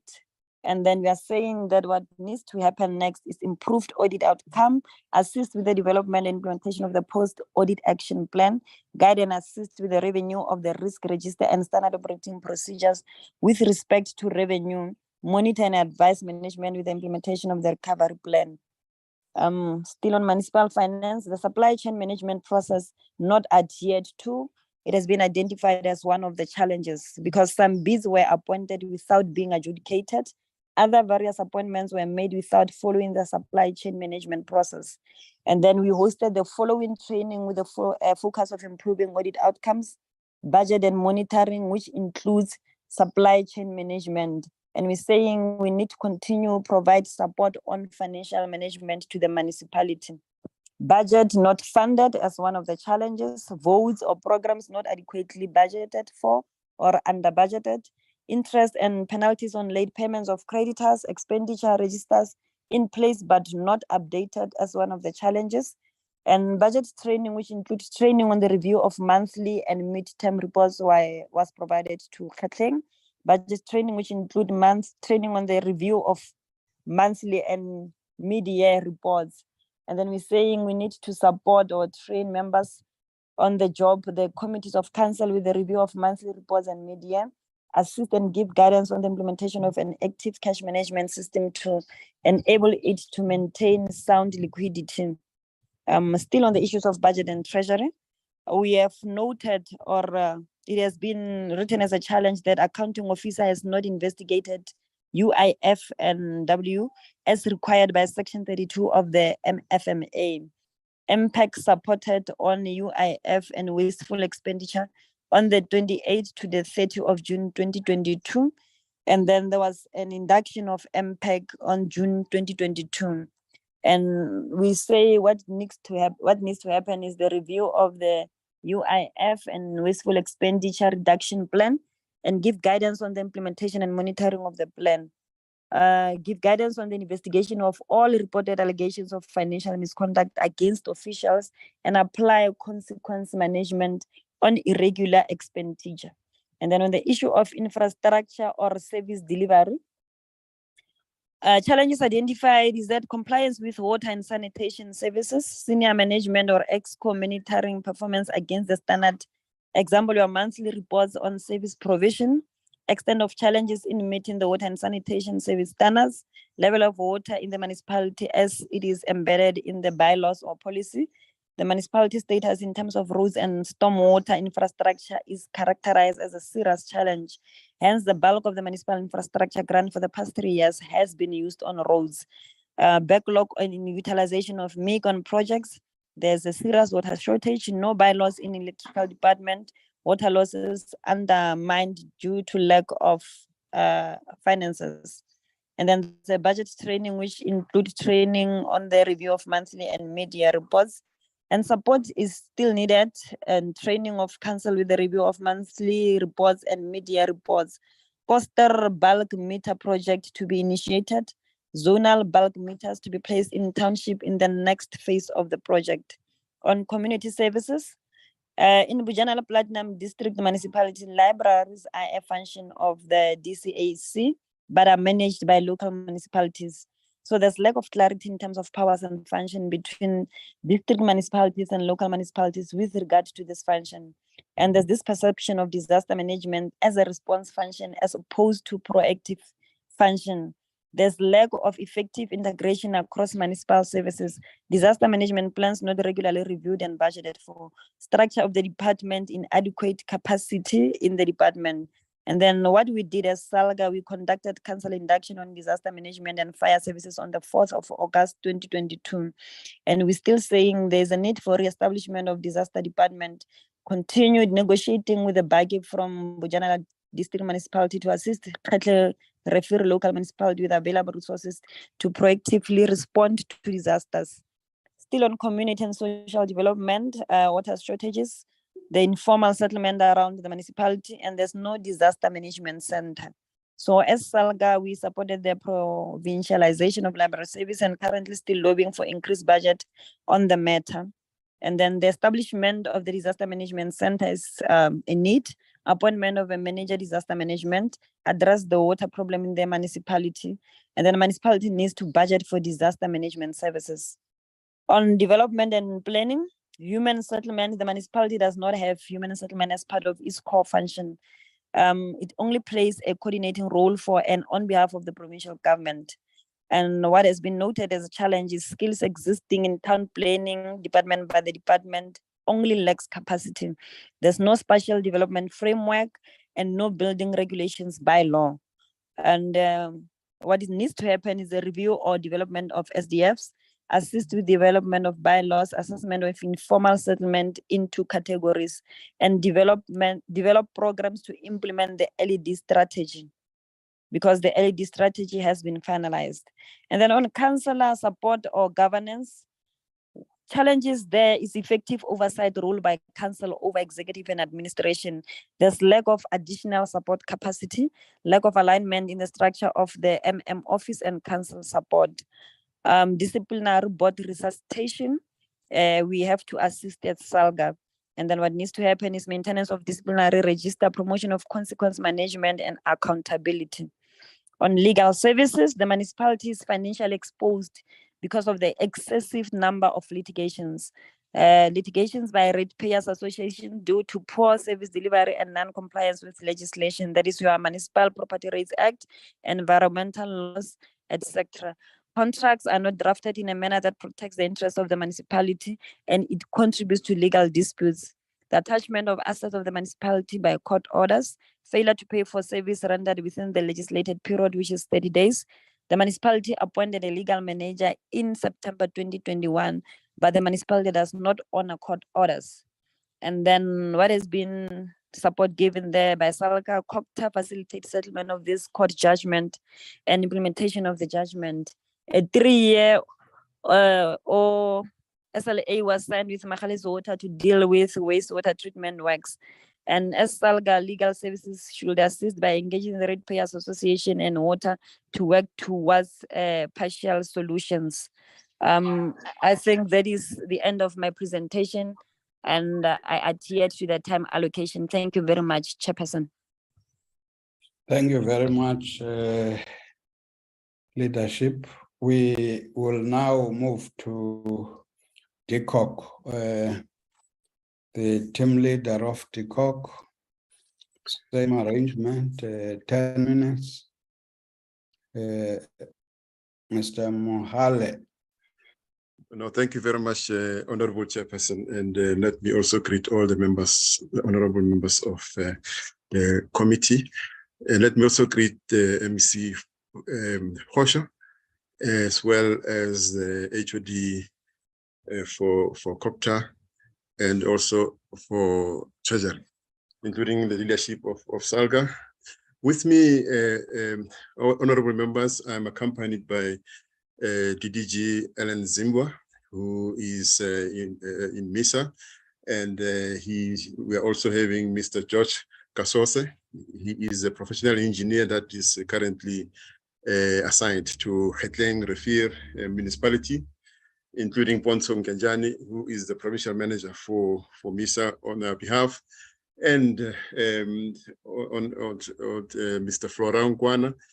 Miss Flora Nkwana is also a chief director that is responsible for Northwest province on behalf of the department, accompanied by Kgetlengrivier Makrola. Yes, we all can see that this municipality continues to limp, and despite all our efforts, but we must continue to strive to deal with the challenges in this municipality, and the officials in the, especially led by the MM, has to begin to demonstrate the resolve to really deal with some of the challenges. Some of them are within their capacity or their authority. Others may have to be done by MPEC, but there are certain things that they can do, notwithstanding that MPEC has to come through. I hope that after Chairperson Ms. Flora Nkwana will do the presentation. If it can be flighted, Secretary, and go straight to slide number 17, where we will just be sharing with the committee areas of support that we are sharing, we're importing in this particular municipality. And then maybe after she will have done with the presentation, I can ask Dr. Naidu if he has been driving. Maybe he will have landed and being in a comfortable space. He is in charge of MPEC, portfolio, and we are ramping up our capacity in that field, just to begin to ensure that we support them, and like in this case, if MPEC activities are not actually getting traction, we have to come in as nationally supporting the province to make sure that some of the monies that have been lost to the municipality has to be recovered. If he can be able to come through. But Ms. Nkwana, over to you. If you can just go through to that number 17. I don't know, Shireen, whether you managed to flight the presentation of our department. And as I said, let's go straight to number 17, where we're talking support that we are giving to the municipality. But thank you very much, members. And then I'll hand over to Ms. Nkwana to then continue with the presentation and share with you what we're doing in the space. Over to you, Ms. Flor. Good morning, Chairperson, members of the Portfolio Committee, MECs, HODs, DDGs, and colleagues. As already alluded to, we are sharing this presentation with MISA. I will then request Shike to project the presentation quickly. Shike.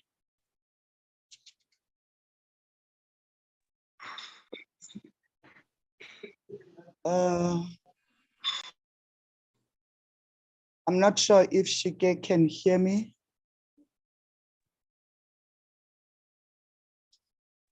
I think if they're trying to flight it, you can continue on that from slide 17 and share it here. Then the slide will find you on the way. Yeah, just go on. Thanks. I think, thank you, Acting DDG. It is already alluded to. And maybe just to say, our interaction with Kgetleng is also involving the Provincial Coghsta, the Provincial Treasury, as well as MISA. And we have been able to ensure that the municipality is supported in terms of planning and implementation of the MIG projects. We have been able to support the municipality in the implementation plan for 23-24, which was submitted by the 30th of January. We, together with, as I've already alluded to, MISA, Provincial Coghsta, we've been able to engage the municipality on the reasons for their MIG performance. and also implementing and development and implementation of the acceleration plan to ensure that the MIC allocated funds are spent by end of June 2023. And also we've been able to also look at the financial recovery plans as well as the municipal support intervention plans. And to also highlight that in all these engagements, each of the listed sectors, as already said, has been able to contribute without any delay to ensure that the municipality can reach a stage where they will be able to improve service delivery and ensure that all areas that are being supported and highlighted as of requiring assistance are being attended to. So without any waste of time, let me then hand over back to Misa to then go into detail in terms of service delivery and infrastructure provision as part of this presentation as well. Thank you, Chairperson. The rest has been addressed. Thank you. Thank you very much. I'd like to thank you very much, Chairperson, and all my seniors present. My name is George Kasos. I'm a civil engineer supporting the municipality. Can I request that we go to the next slide that speaks about the support, electrical support? I think slide number 17. So I think the challenges have been well articulated by all our previous colleagues. So we'll just go to zoom in on the support. On the electrical side, as MISA, we've compiled the terms of reference for the development of an energy master plan. This plan was successfully completed in 2022 last year. We assisted the municipality with the application for the Integrated National Electrification Program, INEP grant, for the construction of a 10 MVA substation to electrify Riachile Extension 9 and Sigrela townships. This application is currently under review by DMRE. We assisted with the drafting of tender technical specifications for the construction of high mast lights in Rasek High. High mast lights are to be implemented this year, starting last month. We assisted the municipality with the energizing of Riachile Stadium through continuous engagements with ESCOM. This was achieved in September last year.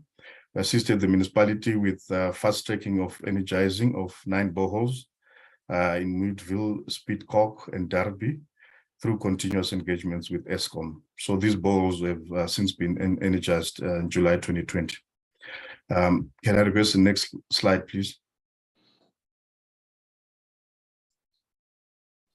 On the civil support, we assist the municipality with their asset management and operations and maintenance planning. So in partnership with Machalis Water, we're assisting the municipality to provide water services, especially in compliance with the Concerned Citizens Court ruling.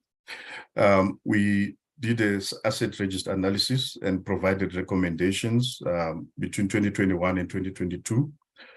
We reviewed their asset management policy and provided recommendations in 2022. We advised on the remedial actions to deal with directives from DWS, from DDECT, and also non-compliance notices last year. We identified projects, but they are unfunded, so we're seeking funding in assistance of the municipality. We're advising the municipality on green drop and blue drop improvement plans. This was directed by the DWS minister late last year. This is currently underway. We provided recommendations on the operations and of water and wastewater treatment plants. So we conduct site visits and provide recommendation on how to improve the operations and maintenance of wastewater treatment plants and water treatment plants. So we cover the whole municipality. We also drafted an O&M plan with terms of reference in view of possible funding from MISA. So there's no funding for that O&M plan, which is a critical document that the municipality lacks. We advised and still continue to advise on contractual matters, other service delivery challenges, and we initiate solution-oriented projects or interventions. Next slide, please.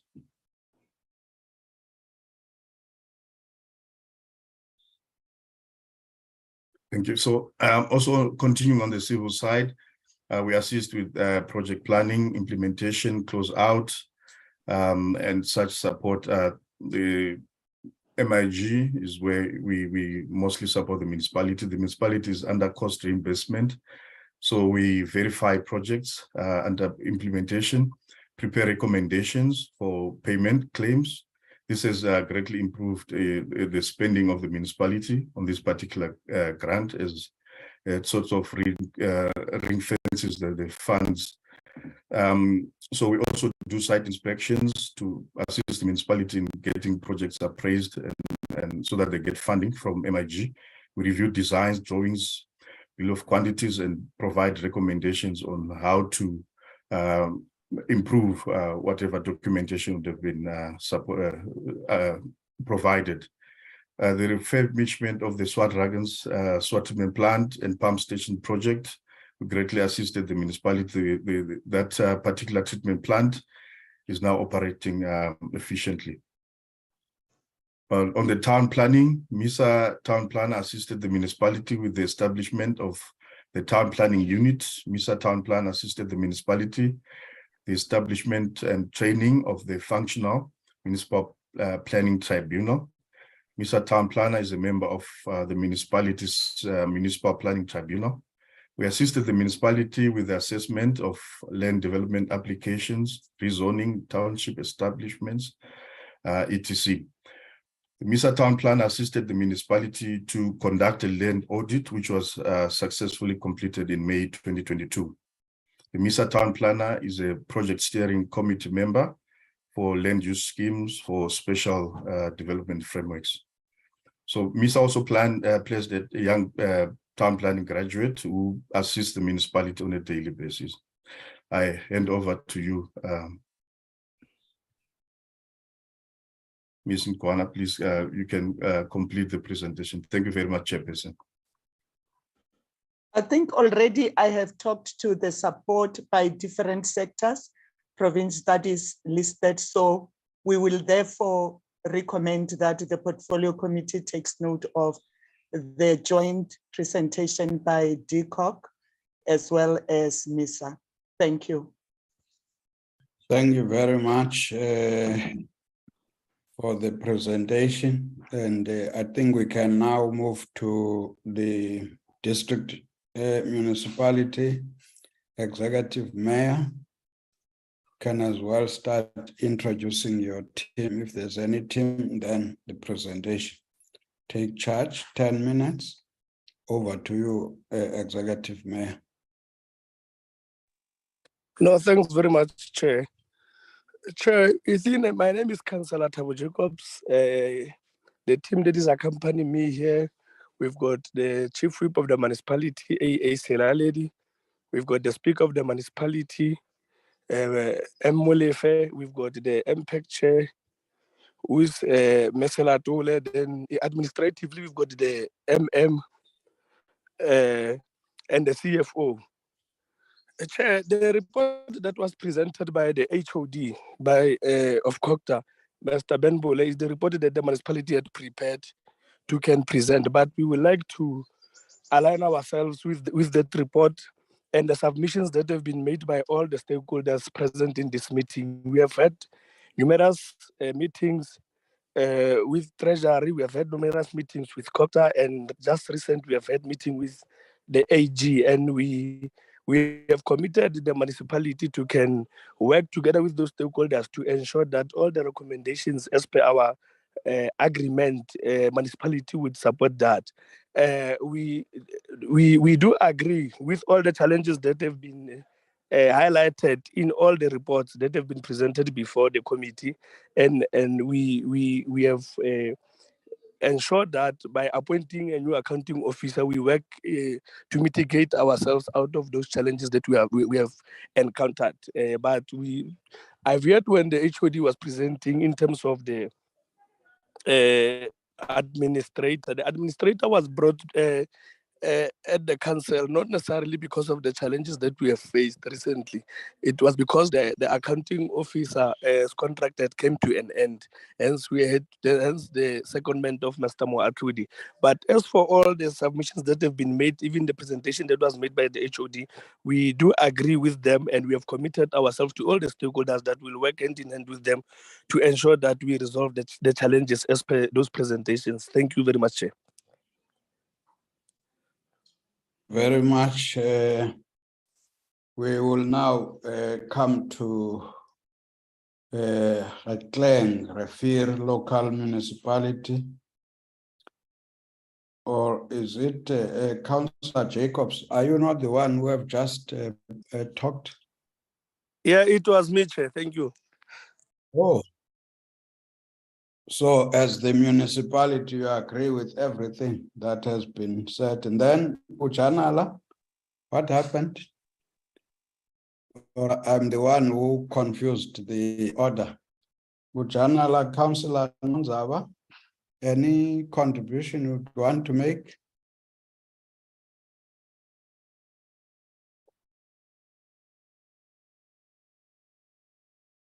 Let's assume that there have been interactions generally at the level of the province, level of the district, and then the local municipality.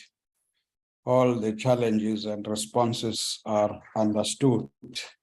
Then it takes us to you, honorable members, now to engage with the contributions that have been made or presentations. I'll be guided by your hands to acknowledge you. Honorable members, I see Honorable Pesa, you are number 1. Honorable Space, number 2. Honorable Grunewald, number 3. I think the rest will follow. I see Honorable Hadebe, number 4. Can we take you in that order? I'll acknowledge the others as they follow. Honorable Pesa. Thank you very much, Chair. I think that it will be fair to acknowledge that the municipal problems began with the former mayor, who is now at the provincial legislature. There, Chair, there was a transfer of 60 million during that time. That is not accounted for. And the presentations have outlined in terms of the lack of accountability. The AG has spoken to that issue. Furthermore, there is 15 million that was paid to Coghsta to the, the Northwest High Court judgment that favored the Ratepayers Association to take over the running of the water plant and storage. It was all over the media here at SABC and everywhere, wherein there were serious tensions in terms of that. But subsequent to that was the 15 million that was deposited by Coghsta or Coghsta. The question is the value for money, because even that has not translated to the water plant and the sewage system being functional. And the 144 million that was spent on the sewage plant were sewage which flew to the Coghsta refill sewage plant being dilapidated, and electricity issues. I just want the municipality to account for these amounts in the committee as to who is behind these and what were the consequences for getting the money and not getting the value for money. Further to this, Chair, is the issue of the structural design. I hear that MISA here is talking to the issue of spatial planning and the boreholes and all those things that they are mentioning.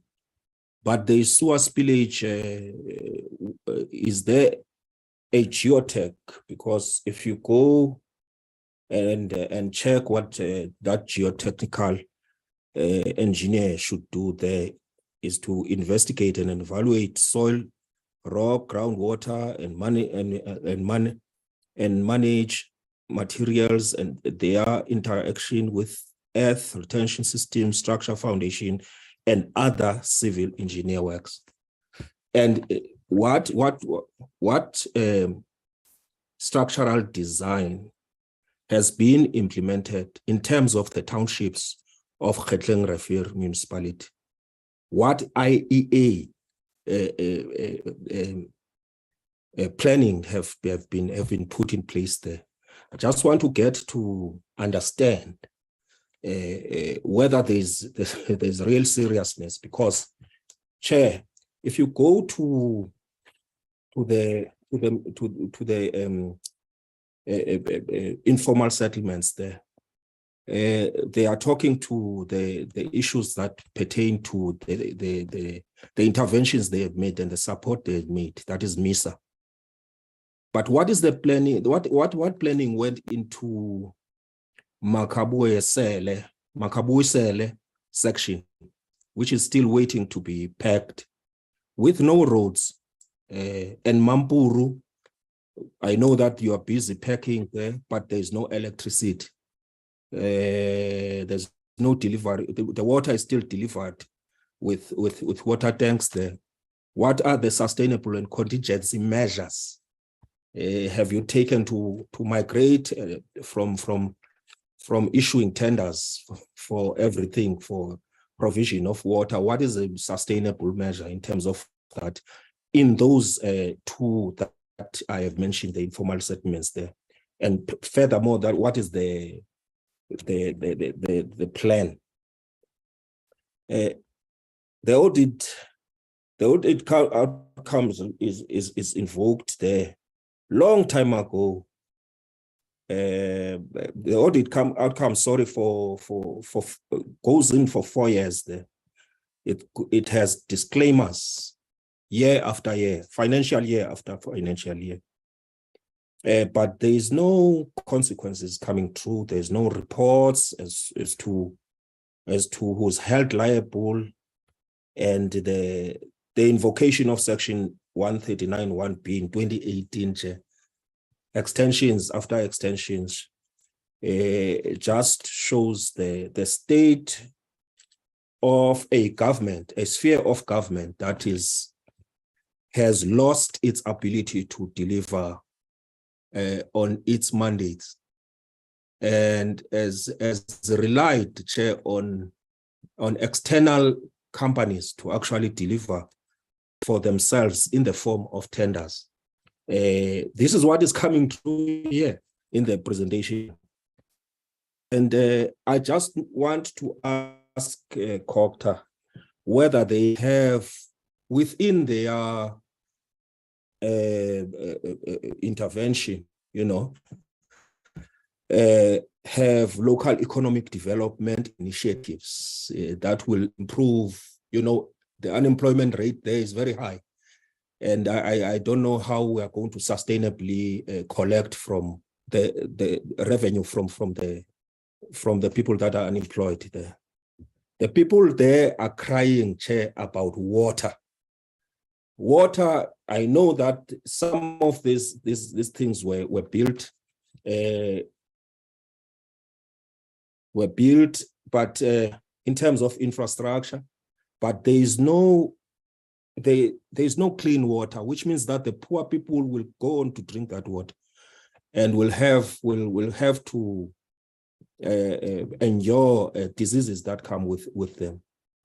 What action have they taken as a municipality to ensure the quality of water that people are consuming there, particularly as it relates to poor people? Because rich people there in that municipality and people that can afford will go and buy water, but poor people will not. Do they have a local economic development that speaks to the paving of roads to enable that kind of outside outsourcing, just as a municipality, to say we're going to pave the roads everywhere and we're going to employ people, and people will be able to pay for their services. That's that. Let me just pause there, Chair, because I know in Swartrekens you say, in Burulelo you say plant is fully operational, but the community is still crying there, complaining about water that is not well purified there. Then the last one, Chair, is the municipality spends 8.4 million on consultants. What is the use of hiring consultant firms without realizing value for money? Because that's what is often coming through here. And what action have you taken to ensure that the internal capacity of the audit team is uplifted in order to ultimately not need to hire external consultants? Last one on the AG. What is the action that the AG office taken to focus on municipal performance as much as it focuses on compliance? That is all for now, Chair. Thank you very much. Thank you. Honorable Space. Yes, thank you, Chairperson. Chair, I have quite a number of questions. I'll try to run through it as quick as possible. Am I audible, Chair? Chairperson? Yes, you are audible. Okay, thank you very much. Chair, in terms of infrastructure, there's quite a number of challenges that is experienced because of infrastructure that is not proper. And I would like to maybe just draw the attention to the one that speaks particularly about the bulk meters and also water losses. And I need to get a sense from the management and the political leadership in terms of what the situation is with the prepaid meters, because it is known that that prepaid meters are being rented out to the municipality, and at an obscene amount, and I would like to know what that amount is.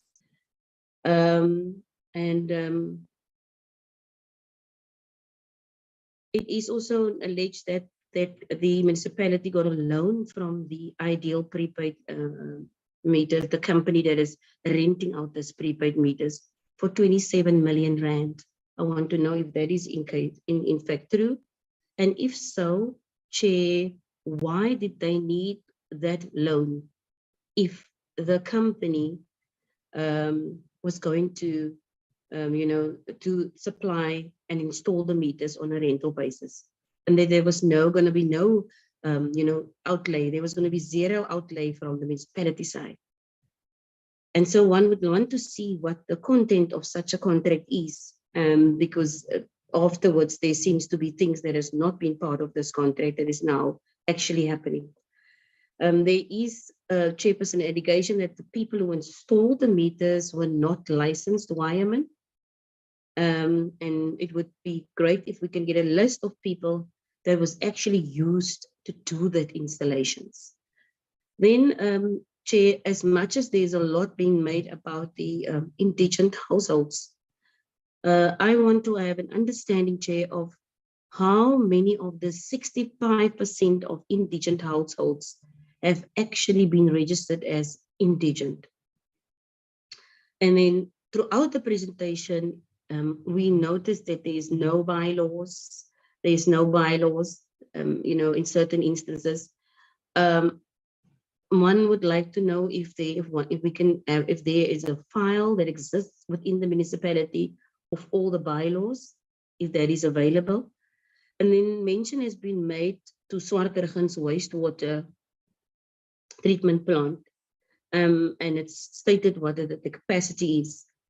And it says that the capacity is at 2 MI, and the actual amount treated per day is 0. So now, it is said that residents, Chair, still walk to the taps at the reservoir to fetch water on a daily basis, and that there's only water a few hours a day, and that it's mainly residents themselves who repair and maintain the pumps at the boreholes in Derby. My sister has a reservoir, but water is only pumped if residents, is there. Then what I want to also know is, it says that there's a lot of cable theft, there's a lot of damaged and vandalized infrastructure. Have these actually been reported to the police? Are there case numbers to this effect? And then, Chairperson, the SALGA presentation spoke about, and what came up for me was there was no proper alignment of the organogram. And now, if that is the case, Chair, I would like to understand how many vacancies are there then in critical positions. Also want to know how many irregular appointments does the municipality currently have. And then further on, mention was made about litigations, and in particular by private persons and ratepayers associations, which we are well aware of. I would like to know, Chair, what is the actual costs of these litigations currently? Because there's been an excessive amount of litigations. And then why have the impact, if impact indeed is operational and active, why is impact not investigated all the reported allegations of financial misconduct against officials, and why has consequence management not been applied in this regard? In particular, when we look at irregular expenditure, which is very high. I also want to know how the municipality monitors losses, electricity losses, and when have the bylaws within the electricity department, when has that been revised? Then the disciplinary board that is non-existent, when will that board be established and functioning? Because that is an important part, seeing that there are so many disciplinary matters. Then the municipality has failed to spend their capital grants, and they misappropriated conditional grants. One would want to understand what the reasons for that is and what actions are being taken by that. I will, for now, Chair, I will stop there. And then obviously, if I have another opportunity, there's some others, but that might flow out of my follow-up questions. Thank you, Chair. Thank you, Honorable Groenewald. Thank you, Chairperson. Chairperson, please allow me to keep my camera off. Unfortunately, I've got a bit of unstable internet. Is that fine? No, that's fine. Thank you, Chairperson. Chairperson, the Honourable Speech touched on a lot of the things that I wanted to touch on. So let me start by saying that when you drive through Derby, Swartbergens or Coghsta, that you actually see the obvious decay of the town or towns in multiple vote, to say that if you are an investor and you want to go to your towns, how are you able to prepare them, or how are you able to convince them to come and invest within your, can I say, areas? The road infrastructure is decaying more and more, especially in terms to Provincial as well. So is the municipality taking action against, or say action in talking to the province to see if they can get their access roads? Because if you understand where Derby and Coghsta is situated, it's not, can I say, on a main economic route, although there is, can I say, some economic going through the towns. How are you able to utilize that in terms of your area? We know that the most important part of local economy is to create jobs. So what are you doing to do that? Then, Chair, in terms of the fleet, there's a lot of people appointed within a municipality, but there's only one, can I say, bucky, for example, in the electricity department. If that is quite the fact, how are you managing all the people working for the municipality to actually do their job? As Honourable Speaker has alluded as well, is in terms of your the theft of copper within your area, that's becoming a great problem. What steps did you take to mitigate that, to save your infrastructure? Because if you just leave it, you will have nothing left. And then lastly, Chair, in terms of the water, what action did the municipality take to ensure water in times of load shedding? I think load shedding will be with us for a long time. So what did they do to prepare themselves in terms of that? Thank you, Chair. Thank you very much. Can we ask Honorable Hadebe? Thank you, Chair. And please also allow me not to switch on my camera because of network challenges. And also, Chair, please indicate if I'm breaking, because I've got a very bad connection, so that I don't speak to myself, yet I'm already been disconnected. Can hear you well. Okay, thank you so much, Chair. Some of the questions have been already been asked. From the presentation of Coghsta, Chair, it is indicated that it takes more than 2 years to turn around a totally dysfunctional municipality, even longer still when there are hindrances to the implementation of administrators' proposed solution to the challenges facing the municipality. That's from the presentation of Coghsta. And if I were to also quote the presentation of the Provincial Treasury, it says the precondition for successful financial recovery plan hinges on the stability in political and administrative structure. So those two statements clearly speak volumes, and they complement one another, Chair. I'm raising this question precisely because this municipality has had 4 consecutive disclaimers. The intervention has been there since 2018, which is almost 5 years. And the 2 years that it takes to turn around the situation clearly has not yielded any positive result, which then speaks to the issue that has been highlighted in the presentation, that all stakeholders must be on board and they must have a buy-in and monitoring and strategic direction.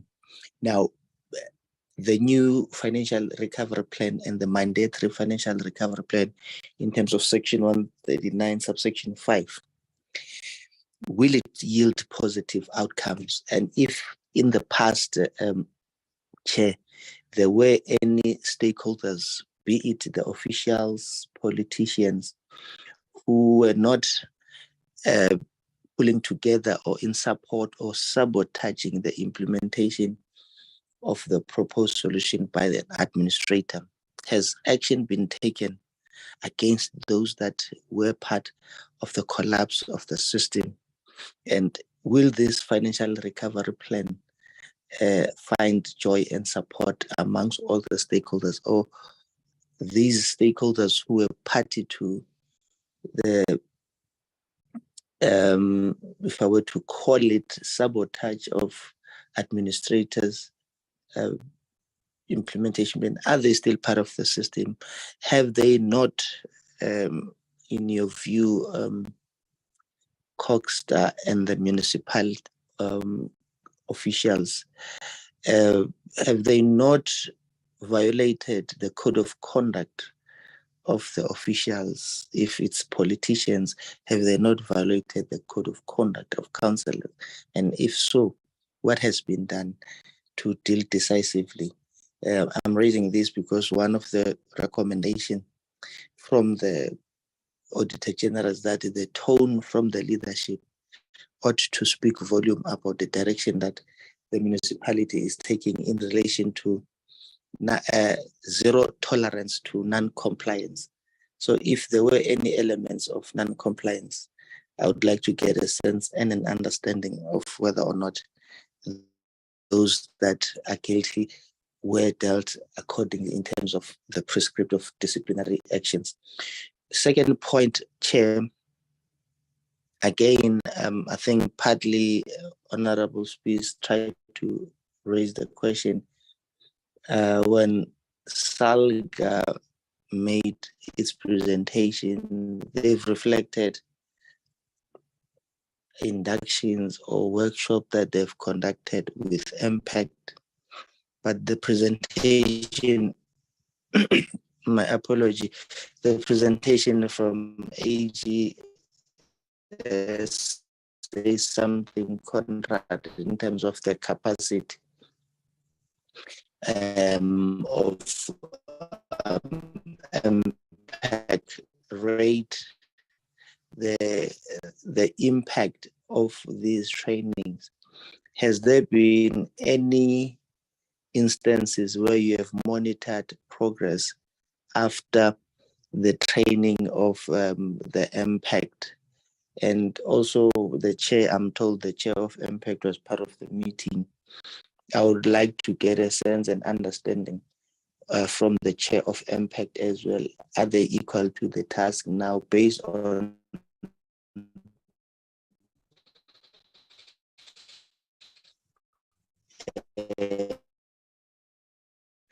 it looks like the interventions from SALGA and the training?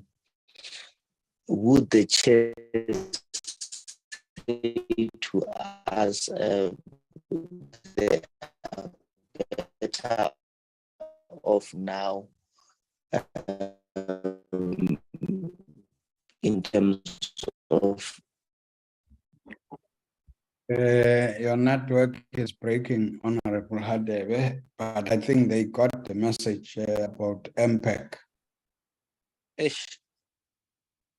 I can hear you now when you say ish. Okay. Oh no. Okay. So network is a challenge. Yeah, let me stop there. I'm hoping that other colleagues will want to delay the committee while I'm breaking. Thank you. Thank you very much. Well, now I think for now, those are the only hands I've seen. We will have to respond. We come down in the same order. We start with the Provincial, Coghsta, Treasury. But if there's nothing raised in your case, you don't have to say anything. We're just focusing on responses now. Can we start at the top, Coghsta, if there was anything raised? Provincial Treasury.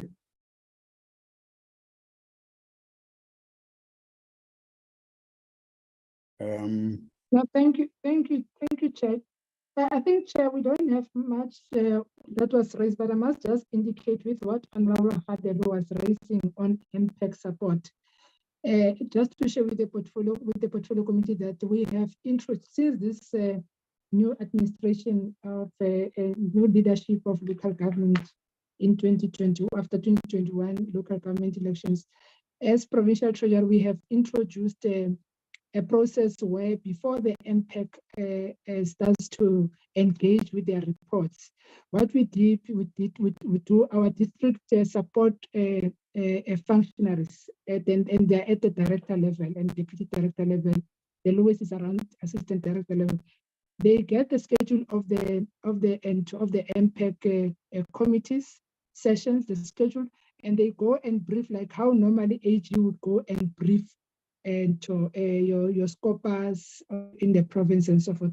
We are trying to introduce that. We've not yet perfected it because we only started I think around August last year to start to work in that type of a system as part of providing support and also looking at how can the and the MPEX committee start to reduce their UIFW, but also on how can they follow through the areas that triggers the need for consequence management and as well as investigation. We are doing, and Kgetleng is the beneficiary of that type of a program. Thank you, Chair. Thank you. The AG's office, anything that you would want to respond to, which might have come as some form of question?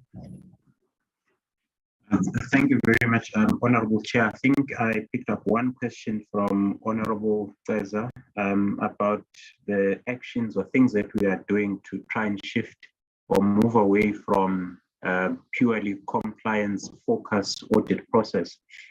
Just briefly on that, Honorable Chair, some of the things that we, firstly, we are switching and moving towards more integrated audit approach by involving mainly in the main our performance auditors, who are people within the organization competent to help us focus our work on for example, service delivery related infrastructure assets as part of the performance audit colleagues, but we do that as part of an integrated audit process, not as a standalone activities within the audit process.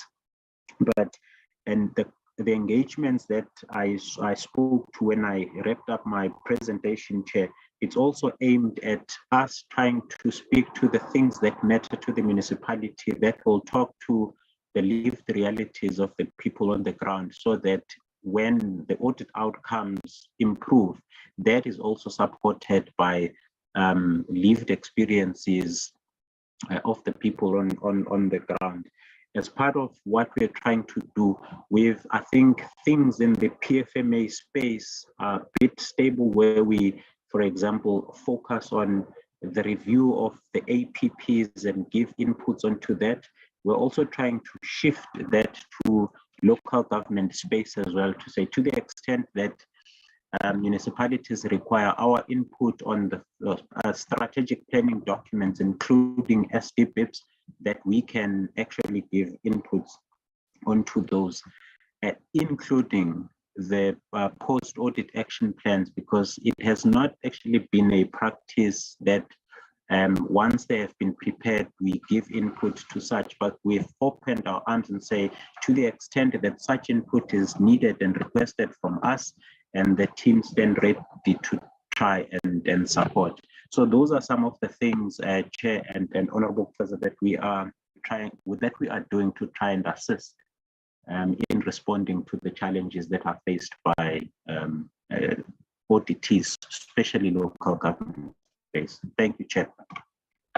Can we come to SALGA if there was anything specific to yourselves? Thank you, Chairperson. There's nothing specific to us. When Honorable Kgetlengrivier, I heard him mentioning of SALGA, but he got cut because of his network, so I did not capture anything related to SALGA to respond. Thank you. Thank you. Can we then move to ECOC?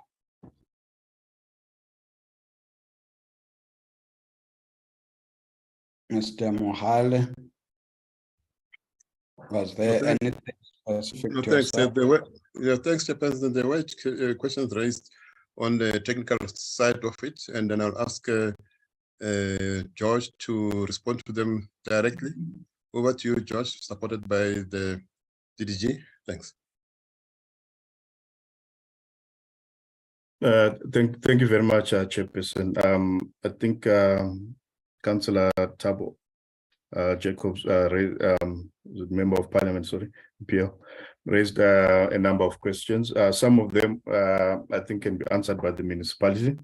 So I'll attempt to answer the technical questions.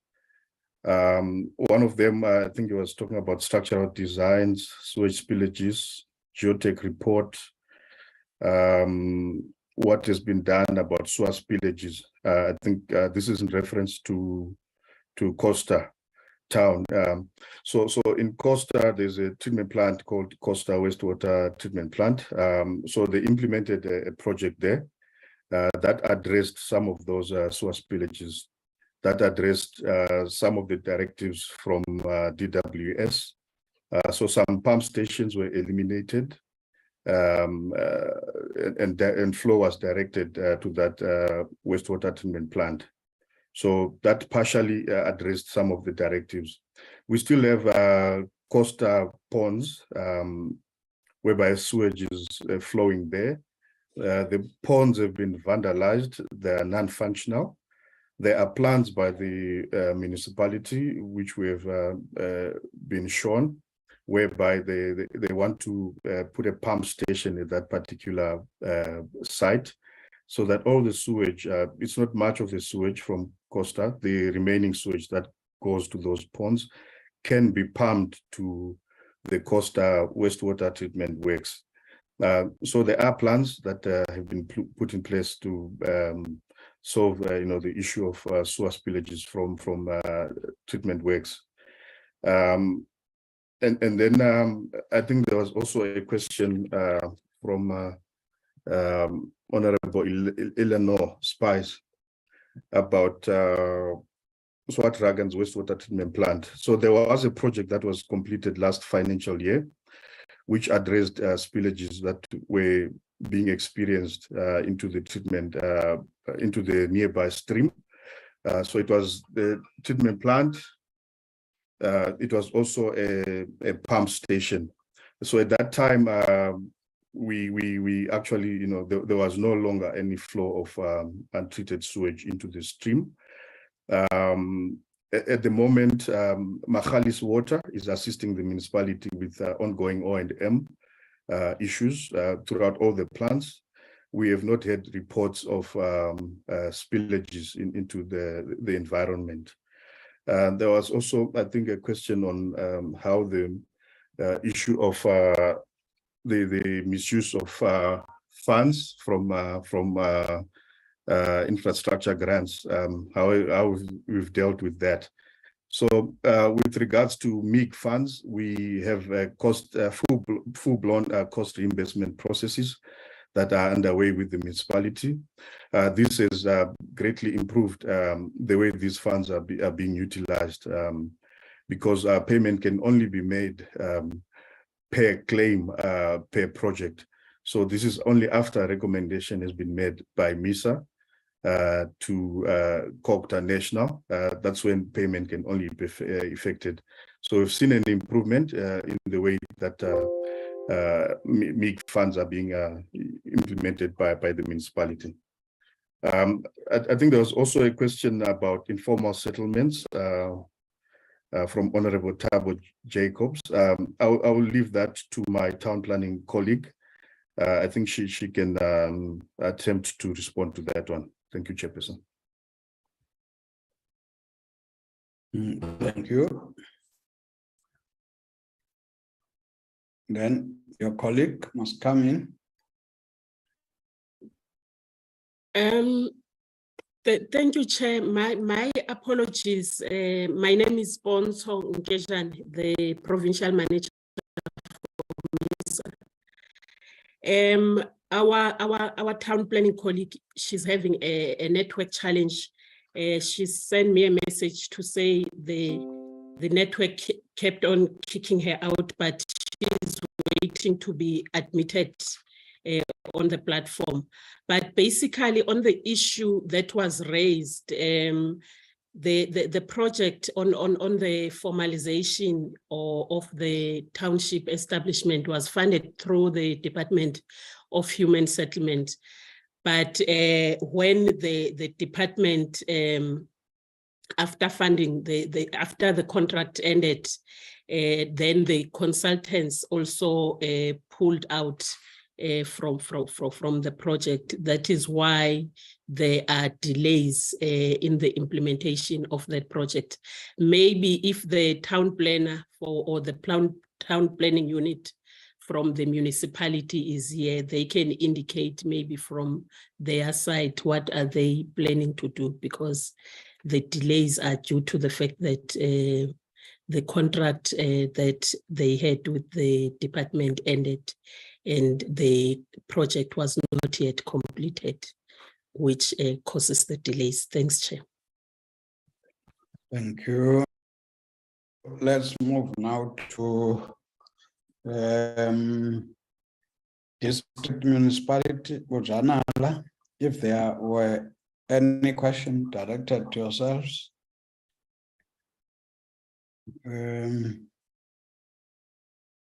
It doesn't look like there was. And then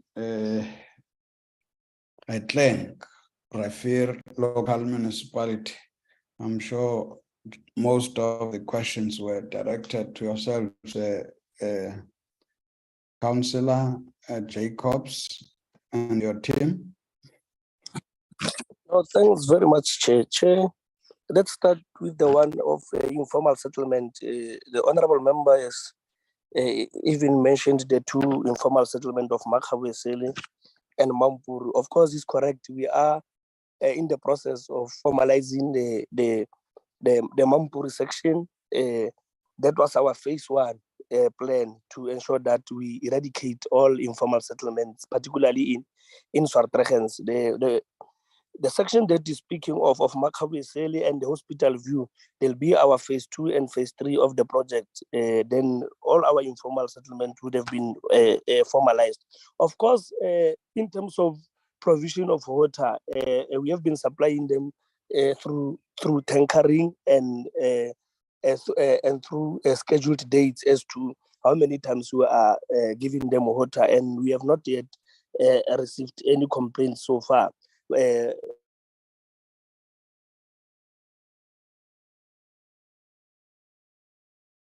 Yeah. It looks like you are cut. No, thanks, Chair.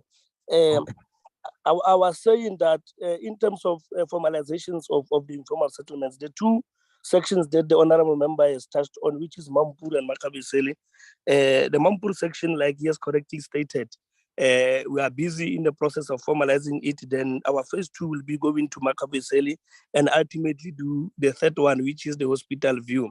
And indeed, we have been providing water through tankering to those informal settlements, working together with the committees within those informal settlements. We have submitted the business plans to water and sanitation in terms of our needs. We have had engagement with the minister. We are hoping that they will come through for us, and if they do, then we'll be able to reticulate all those informal settlements. In terms of the LED, the question was that we do have a plan. Yes, the council 2 months back has adopted an LED strategy which speaks to the needs and the challenges of the municipality and the society in Kgetleng. And we are busy trying to ensure that we implement that LED strategy. We are hoping, as per our analysis, that after the implementation of that LED strategy, issues like unemployment within young people, which are not necessarily based in Kgetleng, but it's a general challenge, will be addressed by that LED strategy. So yes, so we do have that strategy. There was a question on issues of the ideal prepaid of the 27 million rand. No, as far as I'm concerned, Chair, we have no such arrangement or any loan arrangement with the ideal prepaid. The issues of water in Swartregens, the plant was refurbished, and we need to be clear in saying, since the refurbishment of that plant, there's been greater improvement in terms of water provision. So I would not know what or in which part of Swartregens are the people struggling with water. But as far as we are concerned, the people have been receiving water properly or without any hindrances. Of course, there were challenges at the level of the plant, which was internal issues with regards to the discipline of the employees, which was dealt with. But in terms of water provision in Swartregens, people have been receiving water, except those informal settlements, because we are using water tankers to provide them with water. The issue of critical positions, Chair, like the HOD has already alluded, we since our inception, we have managed to fill in the 3 vacancies, which was the accounting officer, the CFO, and the technical director. This past weekend, we had advertised for the 3 vacant senior manager positions, which is your LED, which is your corporate and your community services. So by end of April, we would have been able to fill in all those critical positions. There was questions from Mr. Groenewald with regards to the roads in Derby and Coghsta, which, yes, Provincial. The question was that whether we have engaged the public works. Yes, we have engaged the public works, and they have committed that anytime from now, we would be having service providers coming to do those roads. There are 3 other roads that they have already, contractors are preparing to get on site, which is the road between Swartregens and Ventersdorp and the Ratza High Road. So we have engaged with the public works, and they have committed anytime from now we should be seeing contractors on site. Mr. Hadebe, even though he was talking of issues of political stability. Since our inception in 2021, we have worked very hard to ensure that there is political stability within the municipality. If you know the municipality, it's commonly known for unrest, political infightings and all that. And we can proudly say a year down the line, we have never experienced any such of those challenges. So we have done well in terms of political stability. Administration, we were lacking when we got in, because we found in some director positions they were vacant and people were acting. We have managed to fill 3. We are left with 3 with the hope that by end of April it will be done. So we with the interventions that are being brought by the stakeholders, I think even from the provincial treasury, they can add on to say Kgetleng has welcomed any intervention from any of our stakeholders. So there won't be any issue in terms of a resistance, whether politically or administratively. So there are no challenges in terms of that. So those are the issues that I've managed to capture while I was writing here, Chair. If there are any other issues that I've missed, then my colleagues will add on them. Thank you very much. Thank you very much.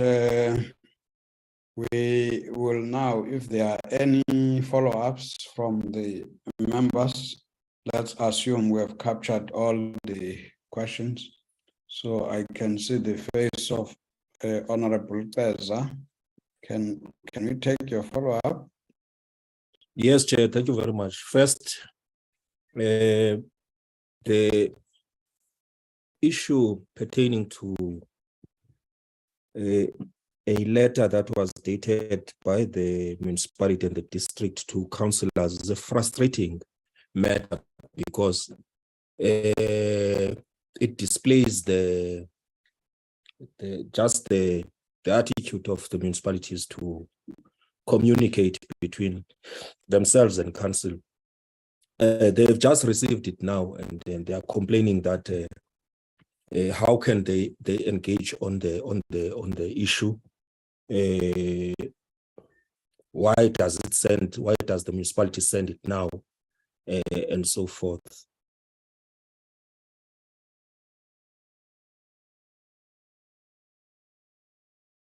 You must unmute yourself, Honorable Chaza. We can't hear you. Oh, Chair. No, can you hear me now, Chair?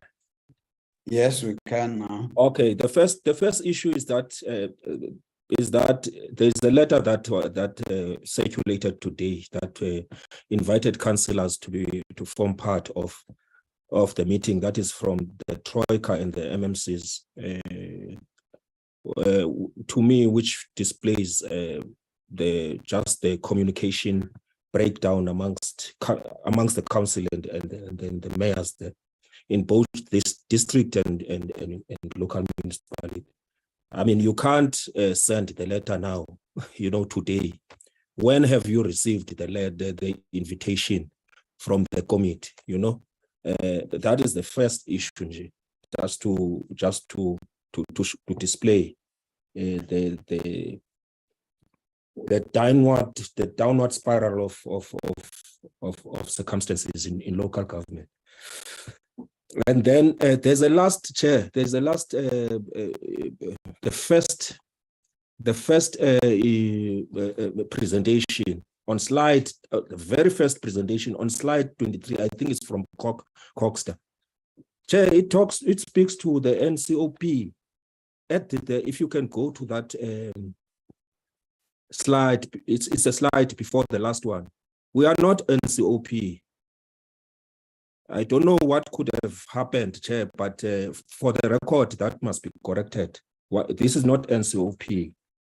I thought that I should raise such issues so that we don't fall into that trap. Chair, the assets of Kgetlengrivier local municipality were attached and auctioned by the residents. What is the situation on this matter? The second one, what is the state of the pension fund to the municipal employees, as it previously showed that there is 57%, I mean, there is 57.7 million that was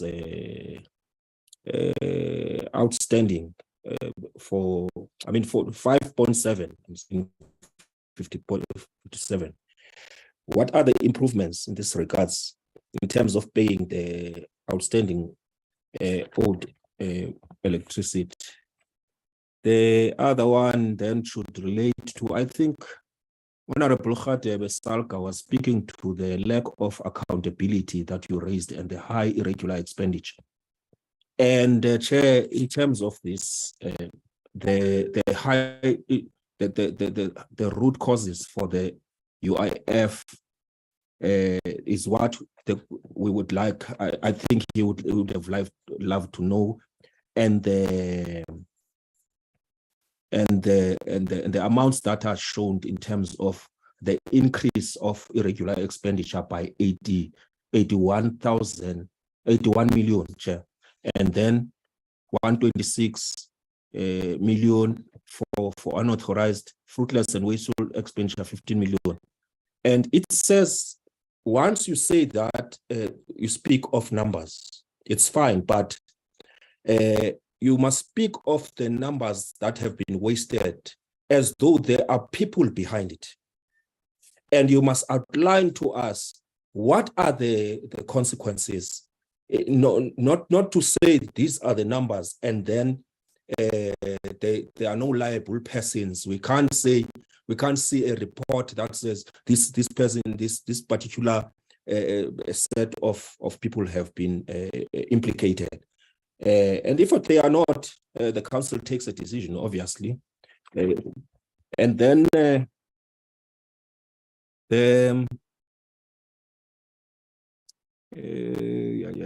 on these issues pertaining to informal settlements, Chair, I was asking about the MISA's plans in terms of ensuring the purification, because that's the outcry there, the purification of water, because They say that it would be bad for people to get water, and water that is dirty. And there's a video here, and I'm no longer sending the videos to the committee because it should show the entire town that this is a Kgetleng, you know. But when it shows the pump, it won't have enough evidence. I've learned that before. So next time I will bring and then show the entire town there so that they can identify. But there is a clear video of the quality of water that the people. If you want it, Chair, it's here with me. I'll send it. But it obviously doesn't show the whole town. And then on those things of water tanks, I was asking this contingency measures to move away from providing water with those things with water tankers, because the temptation is often that those are tenders, and then we've seen people throwing water away there so that they can have more trips, you know. So we want to know what is the plan to move away from that, and so that the municipality has internal capacity to deliver on this thing, because we can't forever have water tanks and water tankers, you know. Thanks, Chair. Honorable Hadebe. No, thanks, Chair. If I may try, hopefully the network will be lenient to me. My question was to SALGA and the chair of the MPAC, as well as the leadership of the municipality. Has the induction sessions that you have conducted with MPAC yielded any positive results, SALGA? Have you at any point conducted assessment to see whether or not there has been a meaningful change and impact in terms of your outcome based on the inductions that you have conducted with MPAC? Secondly, to MPAC, I asked whether or not they've seen indeed a return on investment attending this training. As the chairperson of the MPAC, why has thus far no one been held accountable in line with Section 32 of the Municipal Finance Management Act in relation to irregular, fruitless and wasteful expenditure, and that there has been no action taken and no condonation as per that act? So those were my questions, Chair, before the network dealt with me. Thank you. Honorable Space. Thank you, Chair. Chairperson, I think I have a better chance of putting my questions in writing and maybe then getting a response. Because if I count, I probably didn't get a response to more than 6 questions. Now, just linking up with Honorable Kgetlengrivier, the issue around impact, I was particularly asking because if you have the matters that we have been made aware of in that municipality, it almost seems as the impact is not doing their job in terms of their oversight and also dealing with matters that has been reported to impact. And that council is not getting regular reports from impact on matters taken up, or impact has not even looked at these matters. One needs to understand what is happening. Chair, I've asked the question and I'm asked again. I want to know, what is the cost of litigation at this point? Where does it stand in terms of rands and cents? I've also asked how the municipality monitors electricity losses. There is nothing coming forward in terms of that. I've also asked whether the disciplinary board is in the process of being established, and if not, what is the problem? When will it be up and running and functioning? The question on the capital grants that has not been spent has been answered partly, and then and the bylaws. I've asked about bylaws in general, but then I asked about the electricity bylaws. When last has that been revised? I've also asked. If I can get it, Chair, but in any case, I can put this in writing if I have a better chance of getting responses. because the people on the ground would like to have responses to the issues that are raised in these meetings. And so do I. Thank you, Chair. Thank you. We will now respond to the questions as raised, and let's assume that now those who have specific questions have noted them.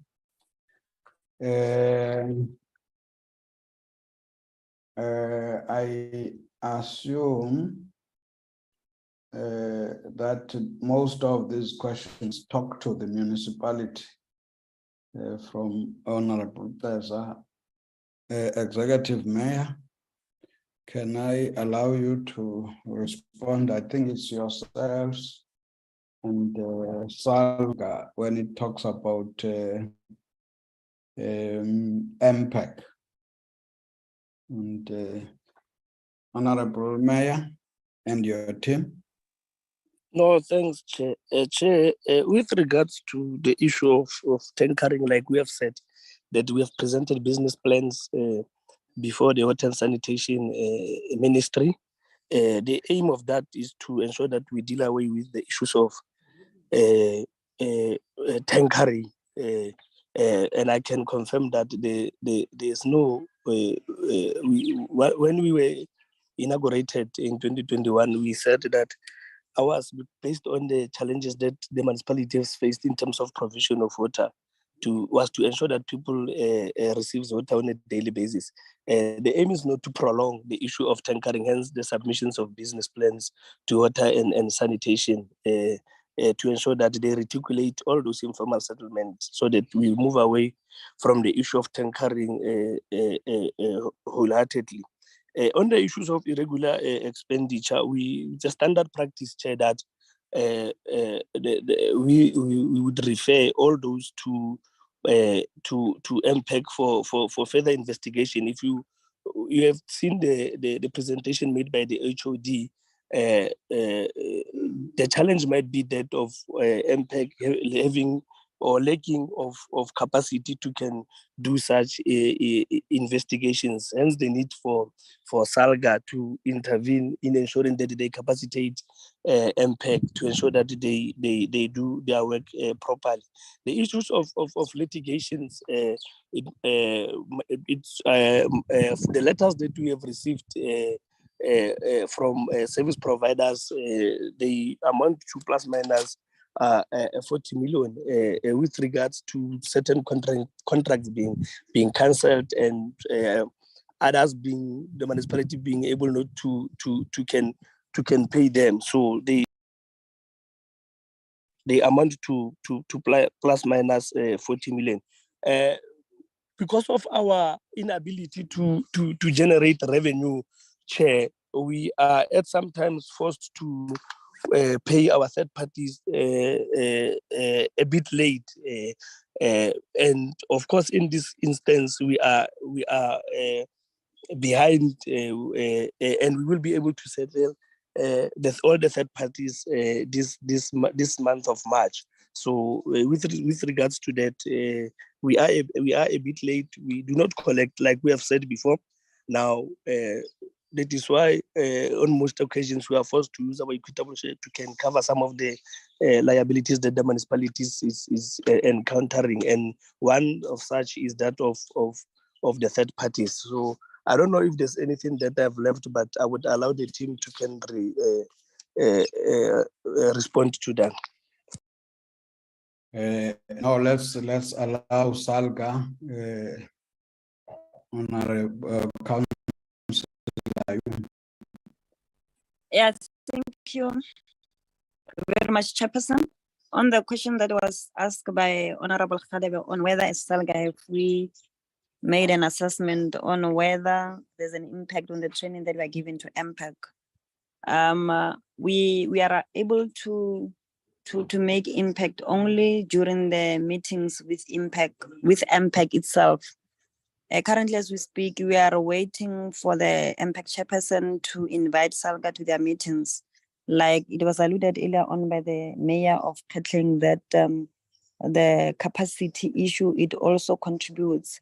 So when we started with the presentation that our mandate as SALGA is to support and advise our member municipalities on issues that are affecting them. So the only assessment that will be done is in the next session that we are going to have with MPEC itself, and check whether there's progress, because obviously the impact will be on the progress made on the issues that were raised previously, on whether are they being addressed. Because if the issues that were raised before and the training being given to MPEC members, there's no improvement even from the side of the municipality, it means that the training provided did not yield any result. But it also go back to the issue of capacity itself, because MPEC needs to be capacitated to make sure that it do what is expected of them. Thank you very much, Chair. Thank you. The only person now, if he or she is ready, is the chairperson of MPEC. I think in the question of Honorable Hadebe, there was something that said we had the chairperson is part of the meeting. Maybe he wanted to hear the chairperson. Is the chairperson around or having anything to say? Chairperson of MPEC.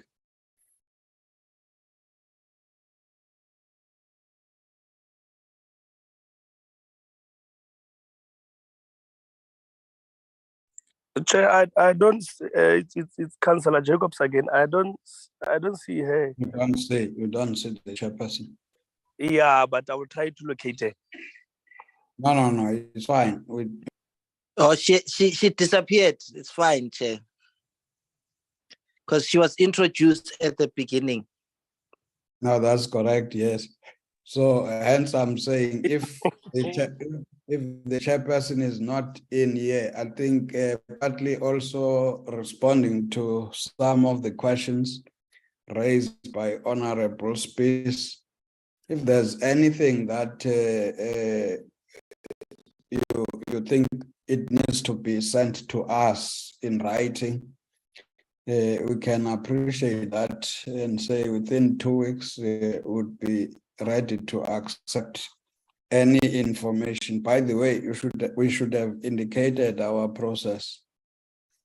Our process is that we engage with you. We are engaging with a number of municipalities, and after that process, we must, because we are public representatives, some of the issues we are picking up and responses, they are consolidating our report to the National Assembly, where the report itself would be tabled there and be debated openly. The whole country would be listening to that.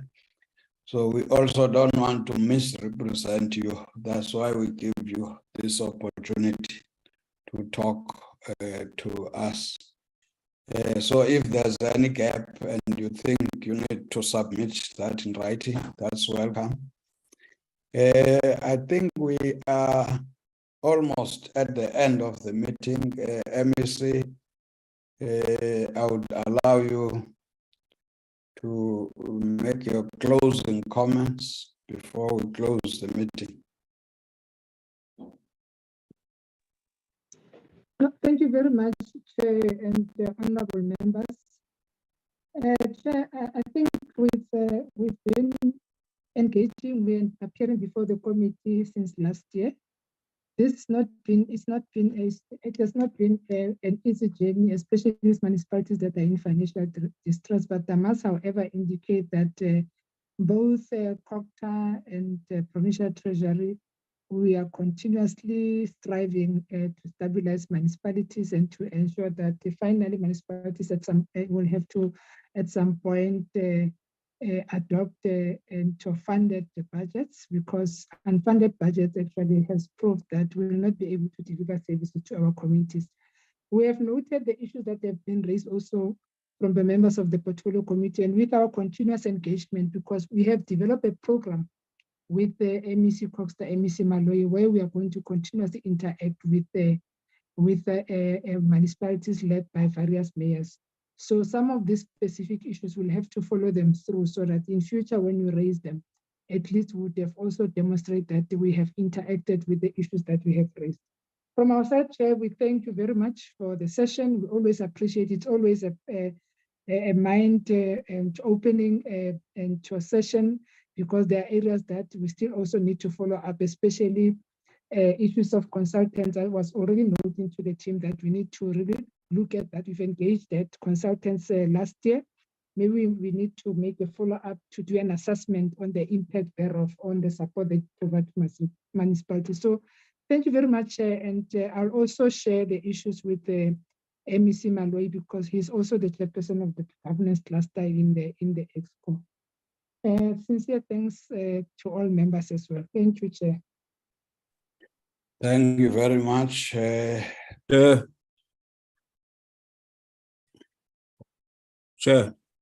Yes. If I may chip in very quickly, 1 second.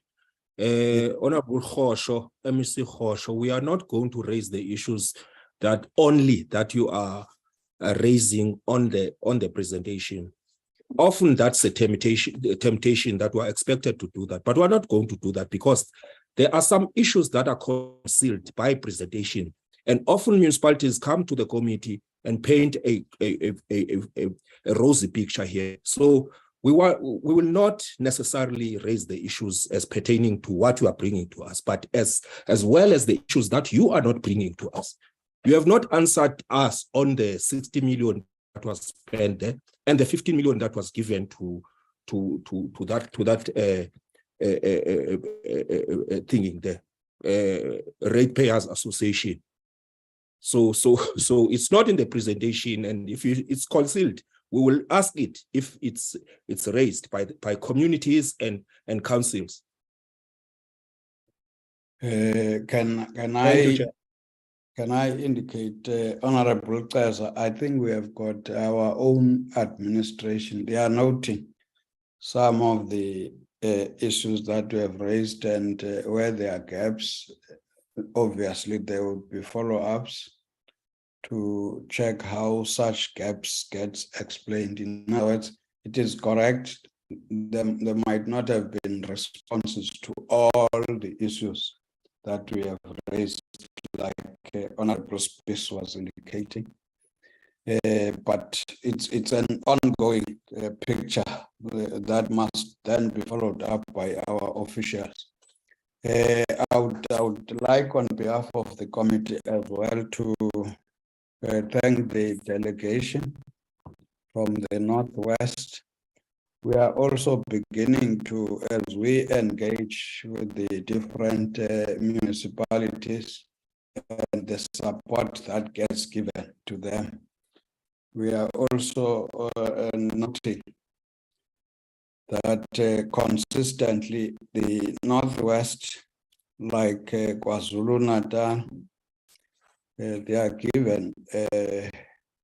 giving us what we expect, that when you engage municipalities, we expect the executives, because ours is to conduct, because we are primarily responsible to make laws.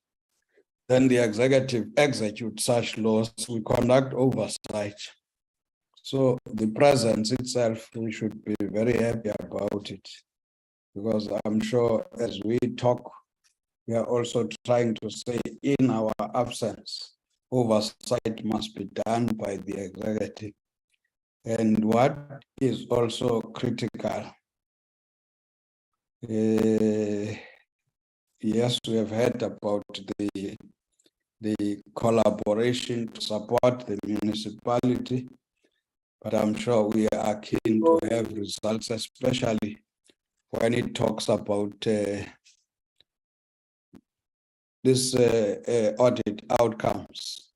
I'm sure it was good that the material irregularity identified by the Auditor-General is when documents cannot be presented for audit. So we would be looking forward to see that. I think there were indications to say you are beginning now to appoint senior managers in the municipality. So it might impact positively on that. With that, I would like to declare the meeting closed. Thank you very much. Thank you, Chair, once more. Thank you very much, Chair, and Honorable Spice. Thank you, Chair. No, I'm sorry, Honorable Space. I'm sure everybody is going to ultimately, I started that way as well when I came. I think, Chair, of the meeting, you must just say, Spice is the pronunciation. Thank you, Chair, and thank you, Honorable Spice.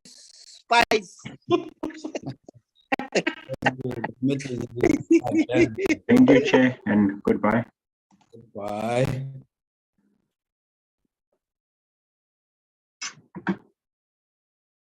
Recording stopped.